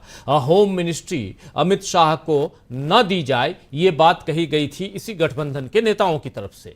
टीडीपी की डिमांड थी कि अमित शाह को मिनिस्ट्री में ही न रखा जाए, उसके बाद होम अफेयर न दिया जाए। रख भी लिए तो, लेकिन होम अफेयर दिया गया है। और बाकी तमाम जो शुरुआती हैं, जिसमें नितिन गडकरी से लेकर अमित शाह और इधर राजनाथ सिंह और उनके अलावा चाहे एस जयशंकर हों, चाहे निर्मला सीतारमण हों, इन सबको जो पुराने मंत्रालय थे वही दिए गए हैं। इसके क्या मायने हैं ये समझने की जरूरत है। और इसके साथ साथ इस बात को समझने की जरूरत है कि आगे क्या कुछ होने जा रहा है। अगर ये मंत्रालय जो मांगा जा रहा था, खासकर सीसीएस जो है, कैबिनेट कमेटी ऑन सिक्योरिटी, और उसके अंदर टीडीपी और जेडीयू दोनों चाहते थे कि हमारे एक नुमाइंदे हों, एक मिनिस्ट्री उनके पास हो। सीसीएस में आप जानते हैं कि 4 मंत्रालय आते हैं, जिसमें होम अफेयर्स आता है, जिसमें फॉरेन अफेयर्स आता है, जिसमें एक्सटर्नल अफेयर्स जिसको कहते हैं, जिसमें डिफेंस आता है और फाइनेंस आता है। ये 4 जो मंत्रालय हैं, इन 4 में से एक चाहिए था, इन लोगों को नहीं दिया गया। अच्छा, उसके बाद ये कहा गया कि अमित शाह को थोड़ा सा बाहर रखिए आप, वो भी नहीं माना गया। तो जब नरेंद्र मोदी इन बातों को नहीं मान रहे हैं तो क्या सब कुछ ठीक चल रहा है और सब कुछ ठीक चलेगा? हम तो चाहते हैं कि ठीक चले, लेकिन क्या ऐसा होने जा रहा है? अमलिंदु उपाध्याय जी। राजीव जी, इसका मतलब मोदी जी ने तय कर लिया है कि उनको विश्वास मत हासिल नहीं करना, विश्वास मत हासिल कर भी लेना है तो सरकार नहीं चलानी। इसका मतलब यही समझा जा सकता है। क्योंकि अगर सीसीएस में चंद्रबाबू नायडू और नीतीश कुमार की पार्टी को नहीं लिया जा रहा है और आप पुराने ही सारे जो है वो अपने जो सीसीएस के थे वो दे रहे हैं, इसका मतलब आपने तय कर लिया है कि आपको अब सहयोगी दलों का कोई दबाव जो है इस मामले में नहीं मानना है। और अगर इस मामले में नहीं मानना है तो आप ये तय कर चुके हैं कि आपको सरकार नहीं चलानी है। क्योंकि अगर अमित शाह गृह मंत्री रहेंगे राजीव जी, तो टीडीपी और नीतीश कुमार लंबे समय तक इस सरकार को नहीं चलने देंगे, इतना तय है। क्योंकि नीतीश कुमार के गृह मंत्री होने का मतलब है कि सबसे पहले तोड़फोड़ जो है वो जेडीयू और टीडीपी में ही की जाएगी। तो इसका मतलब साफ तौर पर यह है कि नरेंद्र मोदी तय कर चुके हैं कि उनको किस तरीके से सरकार चलानी है। और या तो उन्होंने इंतजाम कर दिया है कि अमित शाह के जरिए ही वो सरकार चलाएंगे और इन दलों में तोड़फोड़ करेंगे, और ये इंतजाम कर लिया। अगर इंतजाम नहीं हुआ है तो फिर सरकार निश्चित तौर पर गिर जाएगी, ऐसा माना जा सकता है। क्योंकि नीतीश कुमार और चंद्रबाबू नायडू किसी भी हाल में ये बात स्वीकार नहीं करेंगे कि अमित शाह गृह मंत्री बने और लोकसभा का स्पीकर भी जो है वो टीडीपी का नहीं बनाया जाए और सीसीएस में जो है इन दोनों दलों में से किसी को भी कोई जगह नहीं दी जाए। यानी कि आप सरकार तो बनाना चाहते हैं सहयोगी दलों के भरोसे, आप प्रधानमंत्री बनना चाहते हैं और सीसीएस के सारे जो मंत्रालय हैं वो आप अपने पास रखना चाहते हैं और दूसरे लोगों को आप कुछ देना नहीं चाहते। यानी कि मलाई सारी आप खाएंगे और छाछ जो है बाकी लोग पिएंगे, आप ये करना चाहते हैं। इसका मतलब तो यही है, ये समझा जाए। दूसरी बात राजीव जी ये है कि जब हिस्सा बांट हो रहा है और हिस्से बांट की लड़ाई है तो यहाँ कोई पॉलिसी के आधार पर तो एकजुट हुए नहीं है। इंडिया गठबंधन में तो एक पॉलिसी थी कि भाई ये मुद्दे हमारे, इनके आधार पर हम एकजुट हो रहे हैं, नरेंद्र मोदी को हटाना है, क्यों हटाना है, संविधान बचाना है, इसके लिए एकजुट हो रहे हैं, इसकी सरकार बनेगी तो संविधान बचाने के लिए काम करेंगे, जाति की जनगणना कराएगी, ये सब सारे मुद्दे थे। यहाँ इस तरीके का कोई मुद्दा नहीं है कि किस मुद्दे के आधार पर एनडीए जो है बना हुआ है, एनडीए गठबंधन जो है वो बना हुआ है। तो जब नहीं है तो सीधी सी बात है फिर शेयरिंग होगी, पावर शेयरिंग होगी। जब पावर शेयरिंग होगी तो जिसकी जितनी संख्या भारी उसकी उतनी हिस्सेदारी भी होगी। तो ऐसा नहीं हो सकता कि जीतन राम मांझी जो एक सदस्य वाले वो कैबिनेट मिनिस्टर बने और शिवसेना जो है वो 6 सांसदों 7 सांसदों वाली उसको आप उठा करके जो है एक राज्य मंत्री पकड़ा दे, ऐसा फिर नहीं हो पाएगा। क्योंकि जब हिस्सा बांट हो ही रहा है और सबको उसकी ताकत के अनुसार मिल रहा है तो जिसका जितना हिस्सा वो दीजिए फिर। यानी सारा कुछ आप हजम कर जाएंगे। वो राजीव ये कहानी सुनी थी हम लोगों ने बचपन में कि एक भैंस पाली, 2 भाइयों ने फिर तय कर लिया कि भाई आगे वाला हिस्सा मेरा, पीछे वाला हिस्सा तेरा। तो आगे वाला हिस्सा तेरा है तो यानी खिलाएगा तू, और पीछे वाला हिस्सा मेरा है तो दूंगा मैं। तो यानी आगे वाला हिस्सा जो है खिलाने वाला वो आप जो टीडीपी और तेलुगु देशम और शिवसेना इन सबको दे देंगे, और पीछे वाला हिस्सा जो गाय दूनी है तो वो जो है वो बीजेपी देगी, दूहेगी बीजेपी। तो ऐसा नहीं हो पाएगा। तो फिर आगे वाले को समझ में आ गया कि अच्छा ये जो है खिलवाता मुझसे है, दूध ये खुद पीता। तो आगे वाले ने जो है वो आगे झंडा मारना शुरू कर दिया भैंस के। जब आगे झंडा मारा तो दूध दूर है तो वो बाल्टी उचक गई। तो आगे वाले जो है वो भैंस के इसी तरीके से आगे से डंडा मारेंगे जब बीजेपी जो है वो भैंस दूधे का काम करेगी। तो कुल मिलाकर के गठबंधन सरकार में मोदी जी पूरे फंस चुके हैं और खुद फंसे, किसी दूसरे ने नहीं फंसाया है। सत्ता बहुत बुरी चीज है। प्रधानमंत्री नरेंद्र मोदी हालांकि आज कह रहे थे वो सत्ता के लिए नहीं बने हैं, तो बने काय के लिए, इतने लालच क्यों हो रहा है सत्ता के लिए अगर नहीं है तो? आप इतना झुक रहे हैं, इतना आप समझौते कर रहे हैं, सब कुछ कर रहे हैं, तो जाहिर बात है सत्ता पाने के लिए ही आप सब कुछ कर रहे हो, सत्ता में बने रहने के लिए आप सब कुछ कर रहे हैं। तो कुल मिला के राजीव जी जो परिस्थितियां, उन परिस्थितियों में साफ साफ दिख रहा है कि ये सरकार ज्यादा चलने वाली नहीं है। नरेंद्र मोदी ने खुद तय कर लिया है कि इस सरकार को गिराना है। जी, नरेंद्र मोदी की जो हठीपन है, जो उनका अपना अभिमान है, वो इतना ऊपर, एक अकेला सब पर भारी कहने वाले नरेंद्र मोदी क्या उन सब चीजों से खुद को अलग कर पाए हैं? आने वाले समय में पता चल जाएगा। और खासकर हम सबको सबसे ज्यादा इंतजार रहेगा उस दिन का जब सदन के अंदर फ्लोर टेस्ट होगा।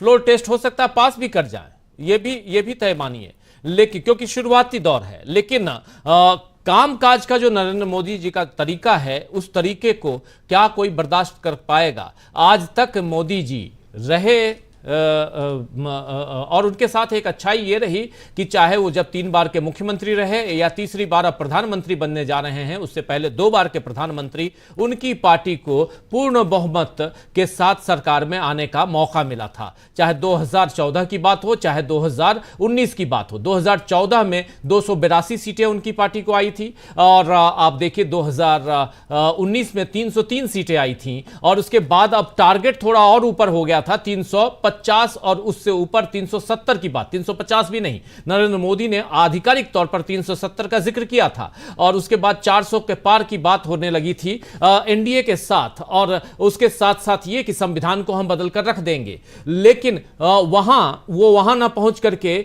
272 के आंकड़े को नहीं छू पाते हैं, 240 पे अटक जाते हैं। लेकिन इस 240 में भी बहुत खेल है। अभी ईवीएम का घोटाला भी सामने आ रहा है, अभी बहुत सारी चीजें ऐसी आ रही हैं। आने वाले समय में वो सारे रिसर्च पेपर हम आपके सामने रखने वाले हैं। थोड़ा सा ये हनीमून पीरियड चल रहा है और इस हनीमून पीरियड में हम भी थोड़ा वही सारी चीजें निकाल के दिखा रहे हैं, आप लोगों तक ला रहे हैं जो रोजमर्रा की घटनाएं हैं।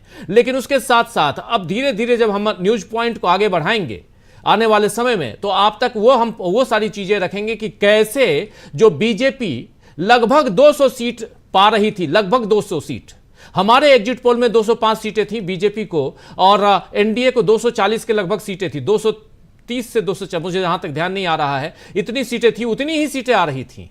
और ऐसा क्यों है, उसके बहुत सारे कारण हैं, वो सब कुछ आप तक हम लेकर आएंगे। और फिर भी हमारा जो एग्जिट पोल था, डीबी लाइव का एग्जिट पोल, वो बहुत करीब पहुंचा जब इस देश में आंधी बहाई जा रही थी। जी हां, बिल्कुल आंधी बहाई जा रही थी। 400 सीटें, 400 सीटें, एक दो चैनलों ने तो 425 और 415, 430 तक बता दिया था, याद कीजिए। और वैसे समय में जब हम लोगों ने ये एग्जिट पोल दिखाया तो उसके बाद रात भर, रात के 2 बजे तक मेरे पास फोन आते रहे कि आपने ये दिखा क्या दिया है, आप क्या करना चाहते हो, और बहुत सारी बातें। कुछ लोग धमकियां दे रहे थे, कुछ लोग सराह रहे थे, दोनों तरह की बातें हो रही थी। लेकिन आप तमाम साथी जो हमारे साथ जुड़ते हैं, आप लोगों ने हिम्मत, आप लोगों के कारण ये हिम्मत है कि हम जो सच है वो दिखा पाते हैं, आप लोगों तक ला पाते हैं, और वो हम लोग लेके आए आप लोगों तक। और आज हमारा एग्जिट पोल बहुत करीब पहुंचा। और उसके साथ साथ सबसे बड़ी बात कि उसी दिन, जिस दिन रिजल्ट आ रहा था, उस दिन डीबी लाइव ने रिकॉर्ड कायम किया, इतिहास रचा। वो इतिहास आपके कारण, हमारे कारण नहीं,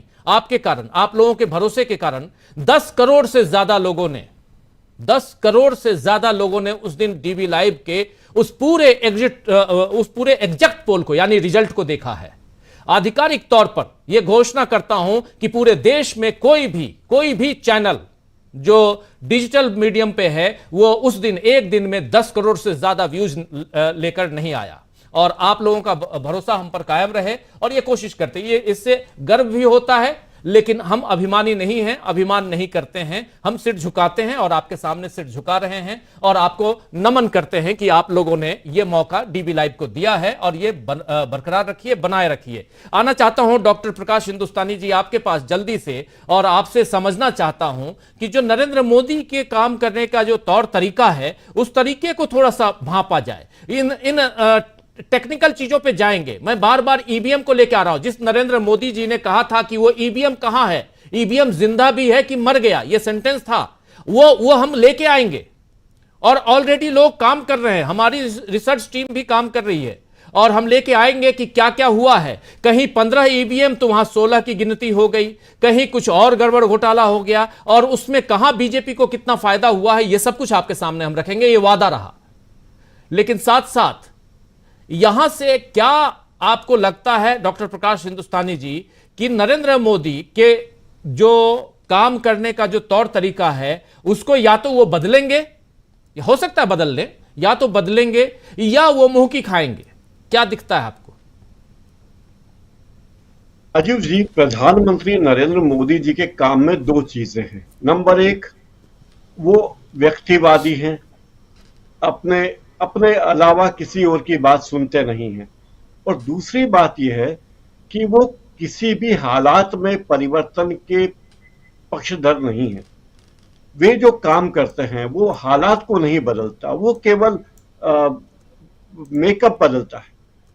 अगर सड़कों की बात करें, ट्रांसपोर्टेशन की ही बात करें, जिस तरह की बातें हो रही, आज भी गांव में कम्युनिकेशन के साधन बहुत खराब हैं, आने जाने की सड़कों की दशा खराब है। गांव तो छोड़िए, शहरों के हाल देख लीजिए, इंदौर और भोपाल जैसे शहरों के हाल देख लीजिए। लेकिन चूंकि टोल वाली सड़कें बननी है, एक्सप्रेसवे बनने हैं, तो ये दिखावे वाली चीजों में उनका बहुत ज्यादा वो एहतराम करते, विश्वास है उनको कि ये चीजें करने से, मेकअप करने से बहुत अच्छा होता है। ये उनकी परंपरा है। जी। चाहे 80 करोड़ लोगों को मुफ्त में अनाज देने की बात हो, वे ये कोई कोशिश नहीं करेंगे कि 80 करोड़ लोग इतनी मेहनत करें, इतना पैसा कमाएं कि वे अनाज को खरीद सकें। इसमें उनकी कोशिश नहीं है, और ये सबसे गंभीर बात है। जो इकोनॉमी में, जो जीडीपी में बदलाव की बात करते हैं कि हमने इतनी जीडीपी कमाई, इतना हमने टैक्स कमाया, इतना वेट कमाया, इतना जीएसटी कमाया, उस सब के पीछे जाके देखेंगे तो पता चलेगा कि वो सारा जो अर्थतंत्र में सुधार दिख रहा है ऊपर से, आंकड़ों का फेरबदल है, वास्तव में आम आदमी की भागीदारी उसमें बहुत ही कम है, और इस बात को नजरअंदाज नहीं किया जा सकता। राहुल गांधी कई बार ये बात कह चुके हैं इशारों में कि क्या बात होनी चाहिए। आज आप देखिए कि आईआईएम और आईआईटी के विद्यार्थियों को जो डिग्री लेके निकले, उन्हें नौकरियां नहीं मिल रही। ये कितने मतलब अफसोस की बात है कि जो बच्चे अपने लाखों का कर्ज लेके एडमिशन लेते हैं, उन्हें डिग्री लेने के बाद कोई नौकरी नहीं मिल रही।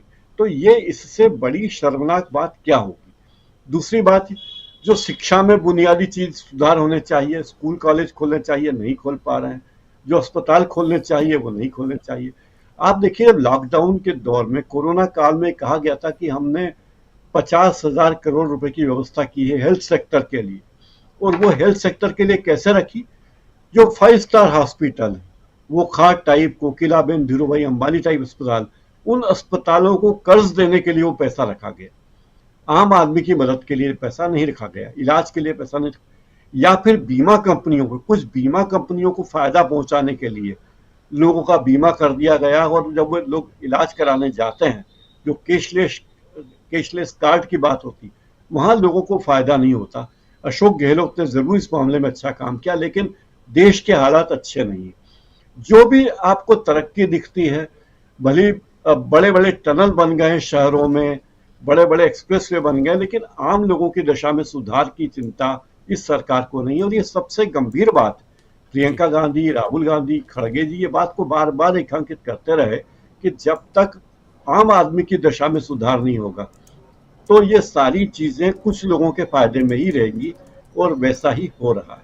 राजीव जी बिल्कुल बिल्कुल, आप सही कह रहे हैं। आने वाले समय में बहुत कुछ हम लोग देखने वाले हैं, और उत्तर प्रदेश में काफी हलचल अगले 2-3 दिनों में दिखाई देगी। कांग्रेस पार्टी, सोनिया गांधी, प्रियंका गांधी, राहुल गांधी सब रायबरेली और अमेठी पहुंचने वाले हैं। फिर उसके बाद अखिलेश यादव और राहुल गांधी वहां धन्यवाद यात्रा निकालने वाले हैं। पूरे उत्तर प्रदेश में कई जगहों पर ये दोनों साथ साथ नजर आएंगे। यानी उत्तर प्रदेश की जमीन को मजबूत और इन लोगों ने ये तय कर लिया है, समाजवादी पार्टी और कांग्रेस ने, कि अगला चुनाव साथ लड़ेंगे। ये भी अंदर खाने से खबर आ रही है कि यानी जो विधानसभा का चुनाव है 2027 में जो होना है, वो साथ साथ लड़ेंगे दोनों दल, और उसके लिए जमीन अभी से तैयार करेंगे। दूसरी तरफ महाराष्ट्र में इसी साल चुनाव है, हरियाणा में इसी साल चुनाव है, उधर झारखंड में इसी साल चुनाव है, और बहुत जल्दी अगले 2-1 महीने में आप जम्मू कश्मीर में चुनाव देखेंगे। इन चुनावों में के लिए भी अंदर खाने बहुत सारे काम हो रहे हैं। महाराष्ट्र और हरियाणा, ये 2 जगह पर बीजेपी अभी से पस्त दिखाई देती है।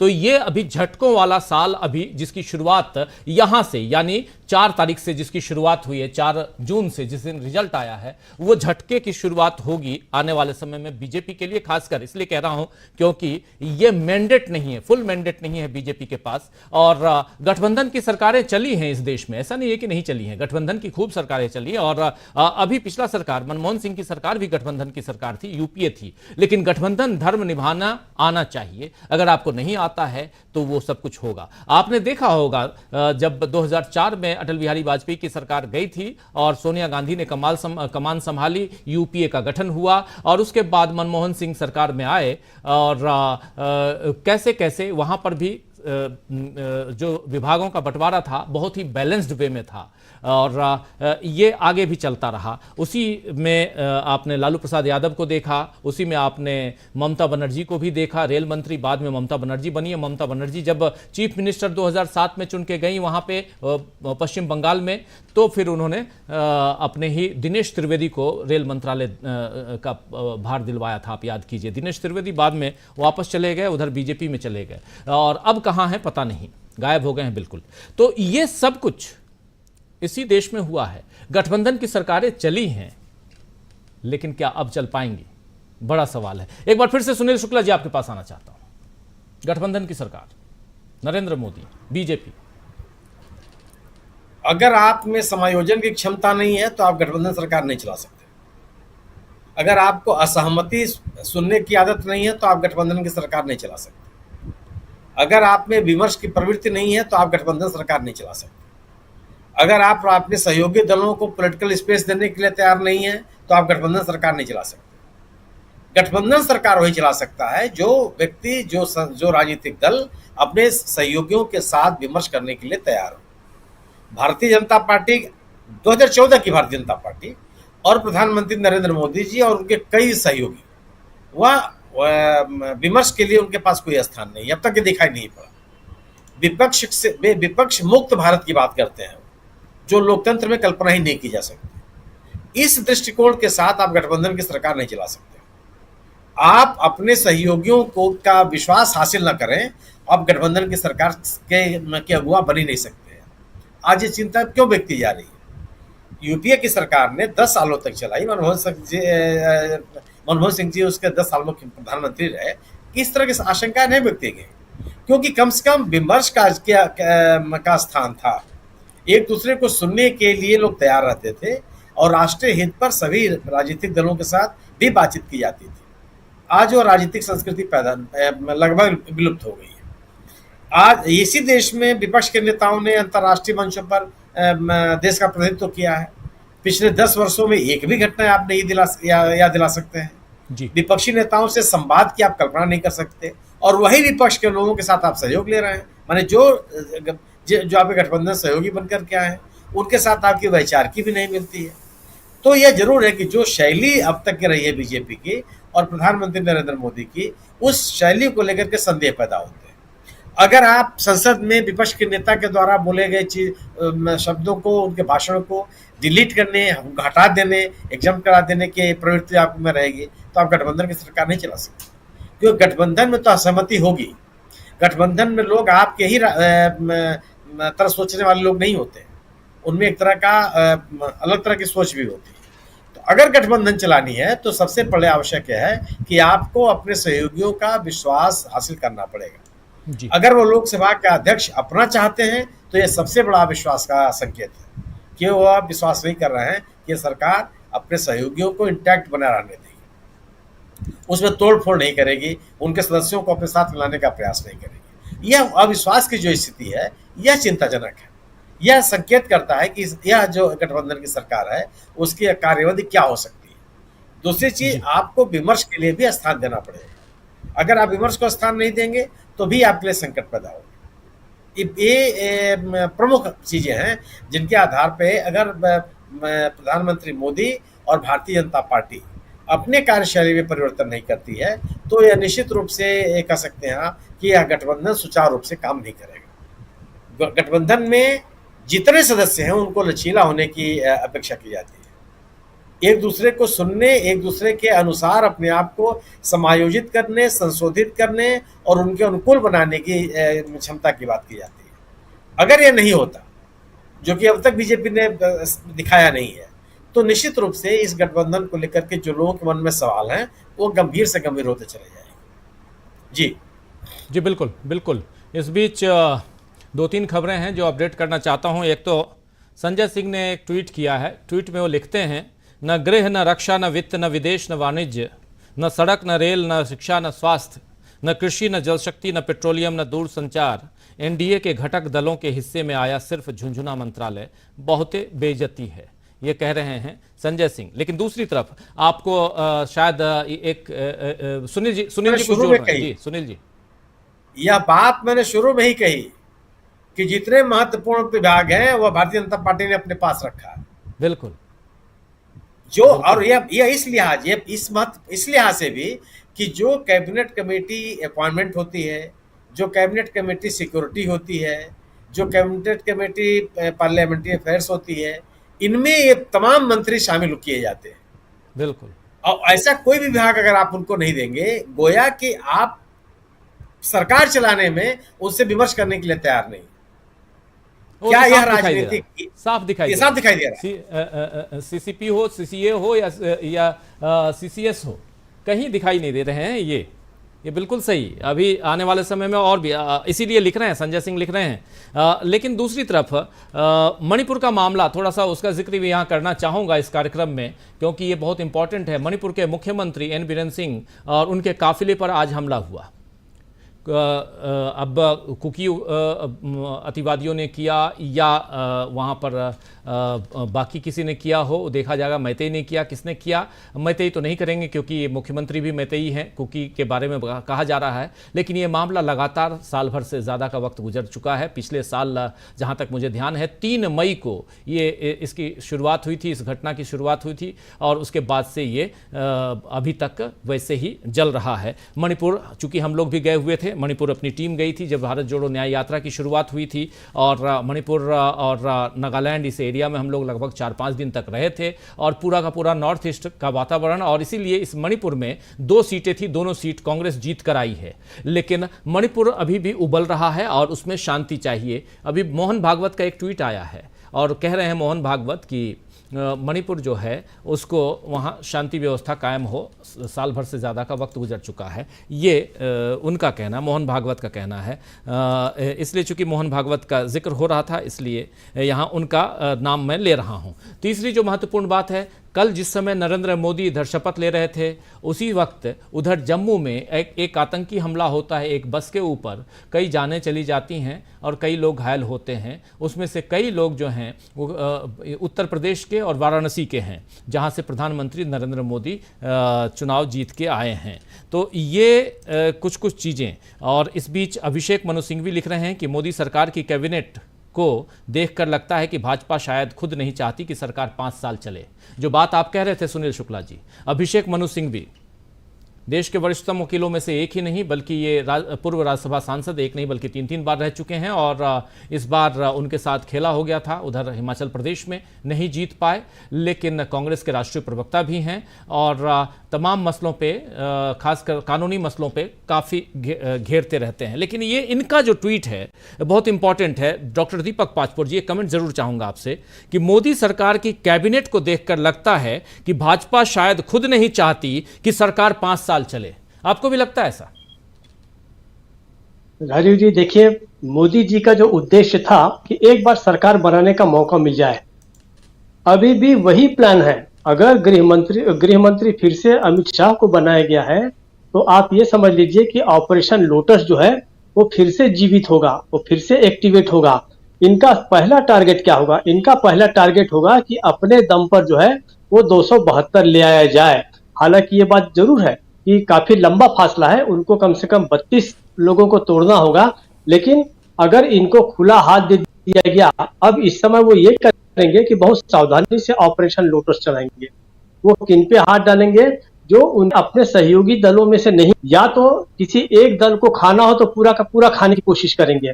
मान लीजिए किसी में 3 या 4 या 5 लोग हैं तो वो कोशिश करेंगे कि 5 के 5 जो है एक साथ डिफेक्ट करें और बीजेपी में आ जाए। वो टीडीपी या जेडीयू को भी हाथ नहीं लगाएंगे, वो लगाएंगे या फिर लाएंगे विपक्षी दलों से लाएंगे। एक बार देखिए 272 अगर हो गया तो मोदी जी वापस जो है वो शेर बन। अभी इस समय जो है वो जिन 2 लोगों के बल पे चल रहे हैं वो जान रहे हैं कि ये एक मजबूर सरकार है, मोदी जी जो है वो बहुत कमजोर है। लेकिन सबसे बढ़िया बात इनमें ये है कि ये कभी महाराष्ट्र में आप तो लंबा समय गुजारे हैं डॉक्टर दीपक पाचपुर जी, महाराष्ट्र में पत्रकारिता की आपने मुंबई रह करके। आपसे जरा समझना चाहता हूं, बहुत सही दिशा में आप इस चर्चा को, अब चूंकि समापन का वक्त हो गया है लेकिन थोड़ा सा समझना चाहता हूं। महाराष्ट्र में इलेक्शन है, महाराष्ट्र में अभी म्युनिसिपल कॉर्पोरेशन का इलेक्शन भी होना है, बृहन मुंबई नगर पालिका उसका भी होना है और उसके अलावा इसका भी होना है, विधानसभा का भी होना है। आपको लगता है क्या 7 सीटों के साथ जीत कर आए शिंदे, 7 सीटें लेके आए हैं? अजित पवार के पास 1 सीट है, 8 दोनों मिलाकर के, और वहां चुनाव भी है। और शिंदे गुट के नेताओं को तोड़ पाएगी बीजेपी, उनके सांसदों को तोड़ के, मतलब ये दोनों मिला के 8 सीटें अपनी तरफ लेके आएगी। एक बात ये जो कि उनके साथ वाले अभी हैं, लेकिन दूसरी तरफ कांग्रेस, एनसीपी या उद्धव ठाकरे, महाराष्ट्र से ही हम इसकी शुरुआत करते हैं जहां ठीक ठाक सीटें हैं। कांग्रेस के पास 14 सीटें, क्या ये लेके आ सकते हैं? इतना आसान लगता है आज की तारीख में? बहुत आराम से आप, बहुत आसानी से आप जो इस बात को, जिस सेंटेंस को कह रहे हैं कि इनका काम तोड़ने का होगा, ये चाहेंगे, ये सब लोग बोल रहे हैं, दीपक जी ये बात सब कह रहे हैं, लेकिन यहां सवाल उठता है कि क्या इंडिया गठबंधन के नेता इस बात को नहीं जानते हैं? कुछ एक लोगों से मैं बात कर रहा था ऑफ द रिकॉर्ड, तो वो लोग इसके लिए ऑलरेडी, मतलब इंडिया गठबंधन के जो दल हैं, ये चाहे वो कांग्रेस हो, समाजवादी पार्टी हो, आम आदमी पार्टी हो, तमाम है, ये सब अपने लिए प्लान बी तैयार करके रखे हुए हैं। या तो हम सत्ता में आएंगे, या हम पर अगर हमसे तोड़ने की कोशिश हुई तो हमको क्या करना है, इसकी तैयारियां ऑलरेडी हो रही हैं। तैयारियां इनके घेराव की भी हो रही हैं। अभी तो बहुत कुछ, हम तो चर्चा, अभी मैं बताया ना, हम तो चर्चा हनीमून की कर रहे हैं, जो हनीमून पीरियड चल रहा है अभी Modi and party, Modi and team और इस नई सरकार का। अभी तो हम दूसरे पक्ष की चर्चा ही नहीं कर रहे हैं कि उधर क्या चल रहा है। कल परसों नरसों में जब चर्चा हम शुरू करेंगे तो उसके भी अंदर खाने बहुत कुछ है, और उससे पता चलेगा कि इस देश में आने वाली ये जो समय है नरेंद्र मोदी के लिए कितना कठिन और मुश्किल भरा ये समय होने जा रहा है। तो इसीलिए जो आप कह रहे हैं, आपकी ही बात को मैं बड़ी दमदारी के साथ आगे बढ़ा रहा हूं, लेकिन साथ साथ इतना भी है दीपक जी कि यहां पे क्या वो एक महीन सी रेखा नहीं दिखाई देती जहां पर इतना आसान नहीं है अब नेताओं को, या अपने ही जो उनके साथी हैं उनके नेताओं को, उनके सांसदों को तोड़कर अपने साथ मिला पाना? नहीं, मैं ये नहीं कह रहा हूँ कि बहुत आसान है। मैंने तो पहले ही कहा कि एक बहुत बड़ा फासला है। 32 लोग चाहिए आपको अपना बहुमत बनाने के लिए। कठिन तो है, लेकिन जिस महाराष्ट्र की आप बात कर रहे हैं राजीव जी, उसी महाराष्ट्र में ही तो सबसे बड़ा आक्रमण जो है दो पार्टियों को तोड़ के दिखाया भारतीय जनता पार्टी ने। दूसरी बात, मुरली देवड़ा के पुत्र को, मुरली देवड़ा जो खांटी कांग्रेसी था, उसके पुत्र मिलिंद देवड़ा को तोड़ दिया, अशोक चौहान को तोड़ा गया पूरे। तो ऐसा नहीं है कि बिल्कुल चुनाव के पहले आप देखिए संजय निरुपम जैसा व्यक्ति जो है वो डिफेक्ट करके चला गया। तो आपके उदाहरण तो हैं। मैं ये कह रहा हूं कि इन्हें कोई ऐसा एक टाइम लाइन तो है नहीं कि 3 दिन के अंदर या 10 दिन के अंदर या 2 महीने के अंदर आपको 272 करने हैं। वो कोशिश करते रहेंगे। और इंडिया का सबसे बड़ा जो चैलेंज है, उस चैलेंज को अगर इंडिया ने बनाकर रख लिया, वो ये है कि आप अगर अपने और सदस्यों को टूटने न दें तो। पहले की बात दूसरी थी, आज इंडिया मजबूत है। और कांग्रेस जो है, देखिए कांग्रेस से लोग छोड़ के क्यों जा रहे थे, उसका कारण ये था कि कांग्रेस लगातार कमजोर हो रही थी। लेकिन आज लोगों को ताकत दिख रही है कांग्रेस की। कांग्रेस एक बहुत बड़ा दल बन के लौटा है, लगभग 100 का आंकड़ा पार कर लिया है। तो अब जो है तोड़ना बहुत आसान नहीं रहेगा। लेकिन आप तो जानते हैं कि अमित शाह और मोदी जो हैं वो सत्ता बनाने के लिए और बचाने के लिए किसी भी हद तक जा सकते हैं। तो उसका उपाय केवल एक है, वो किस प्रकार से इन लोगों की दादागिरी को खत्म कर सकते हैं, जेडीयू की और टीडीपी की। उसका एकमात्र उपाय है कि आपको आत्मनिर्भर सरकार बनानी होगी। और आत्मनिर्भर सरकार बनाने का एक ही उपाय है कि आप किसी भी तरीके से 272 ले आइए। तो 272 लाना ही सबसे बड़ा टारगेट होगा। अमित शाह को इतने विरोध के बाद भी अगर उनको फिर से लाया जा रहा है, उनको फिर से गृह मंत्री बनाया जा रहा है, तो आप सोचिए कि गृह मंत्री के पास पिछले लंबे समय से क्या काम रहा है। एक ही काम तो रहा है उनका। एक ही काम यह था कि आप ऑपरेशन लोटस चलाइए, लोगों को गिराइए, पैसे से धमकाइए, अपनी केंद्रीय जांच एजेंसियों का उपयोग कीजिए।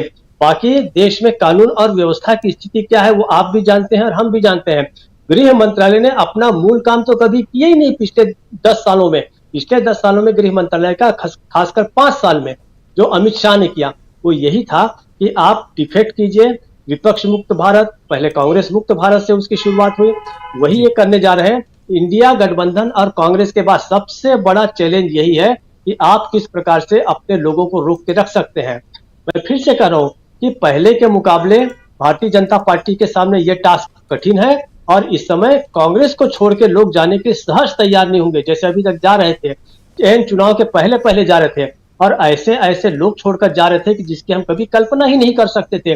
गौरव वल्लभ जैसे जो 2 दिन पहले तक सबसे बड़े प्रवक्ता बने हुए थे, प्रभावशाली प्रवक्ता थे कांग्रेस के, वो छोड़कर चले गए। कितने नाम हम यहाँ पर गिनाए, बहुत सारे नाम हैं। तो मुझे ये लगता है कि यही बात है। और दूसरी बात, जो अंतिम बात मैं कहना चाहता हूँ कि जहां जहां आने वाले समय में चुनाव है विधानसभा के, वहां पर अगर अच्छा परफॉर्मेंस कर दिया इंडिया गठबंधन ने या कांग्रेस ने, तो आप यकीन मानिए कि उसके बाद जो कुछ लोकसभा में ही जो कुछ होना है वही होगा। और भारतीय जनता पार्टी का जो पराभव होगा, जो एनडीए सरकार गिरेगी तो फ्लोर पे गिरेगी। राज्यों में आप डट के अगर आपने मुकाबला कर दिया कि यही दो चैलेंज है आपके पास, कि चुनाव बहुत बढ़िया ढंग से लड़िए और दूसरी बात कि आप अपने गठबंधन को बनाए रखिए, लोगों को टूटने मत दीजिए। अब लोगों को आशा है कांग्रेस से, इतने आसानी से उनको नहीं तोड़ा जा सकेगा। आप जो कह रहे हैं प्लान बी, देखिए ये तो किसी की मर्जी पे होता है, आप जितना बड़ा भी प्लान बना के रखें, लेकिन अगर कोई लालच में आ ही जाता है, कोई डर ही जाता है, तो कोई क्या कर सकता है। अशोक चौहान जैसा व्यक्ति जब जाके रोता है सोनिया गांधी के पास कि मैं क्या करूं, मैं जेल में जाने से डरता हूं, इसलिए मैं पद छोड़ रहा हूं, कांग्रेस को छोड़ रहा हूं, तो आप उसके लिए क्या कर सकते हैं। लेकिन अब लोग बहुत आसानी से नहीं छोड़ेंगे कांग्रेस या कोई भी विरोधी दल। और दूसरा, भारतीय जनता पार्टी और एनडीए का ऑपरेशन लोटस जो है उतना तेजी से नहीं हो सकेगा, उतने प्रभावशाली ढंग से नहीं हो सकेगा। तो मुझे ऐसा लगता है कि यही टसल है, और इस टसल में जो जीत गया वही जो है 2029 का चुनाव भी ले जाएगा, या हो सकता है कि उसके पहले अगर मध्यावधि चुनाव हो जाए, जैसे का अनुमान है या कहा जा रहा है कि हो सकता है सरकार पूरा कार्य न कर सके, तो भी जीतने वाला वही होगा जो इस लड़ाई में जीत सकेगा। राजीव जी, बिल्कुल आप सही कह रहे हैं। क्लोजिंग के लिए आना चाहता हूं अमलेंदु उपाध्याय जी, क्या कुछ आप देखते हैं यहां से?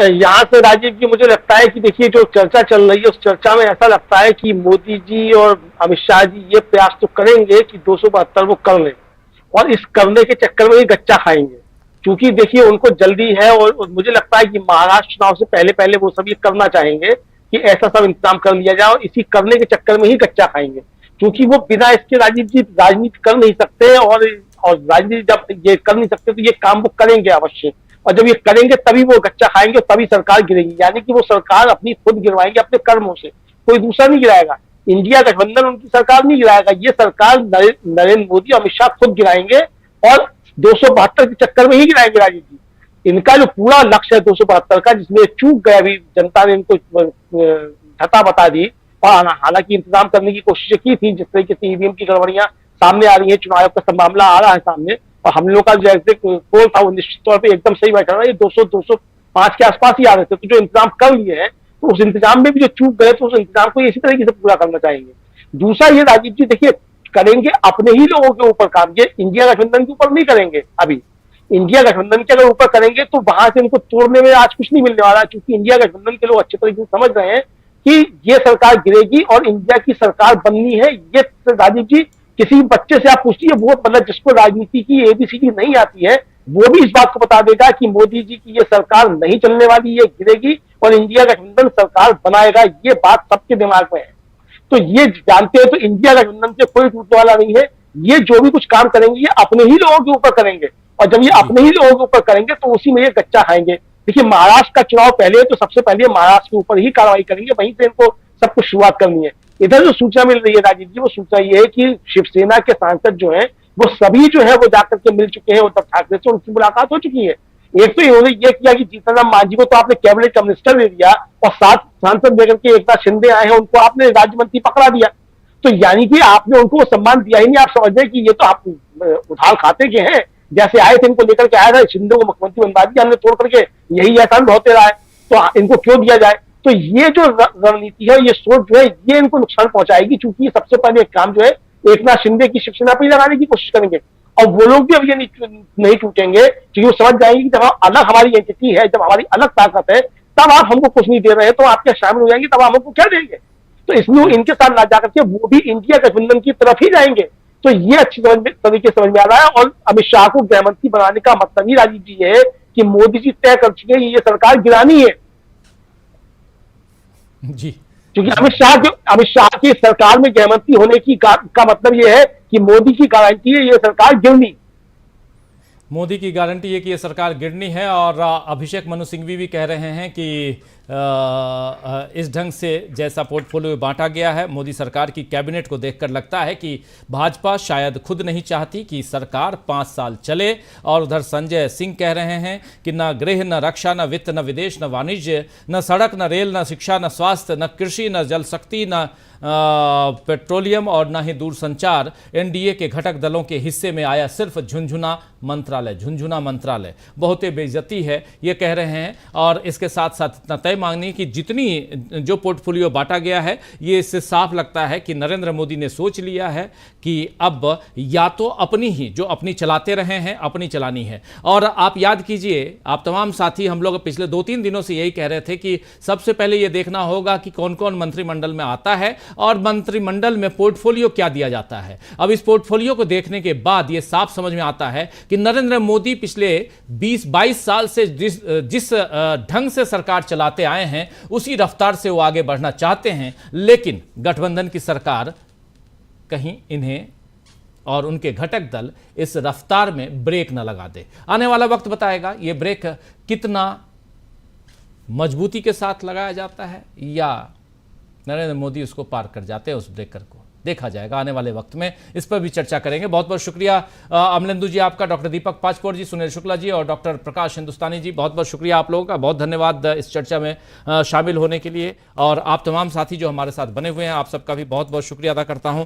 लगातार आप लोगों के कमेंट देखता हूं और अच्छी बात होती है कि कुछ अगर आपके पास इंफॉर्मेशन है तो उन इंफॉर्मेशन को आप लोग देते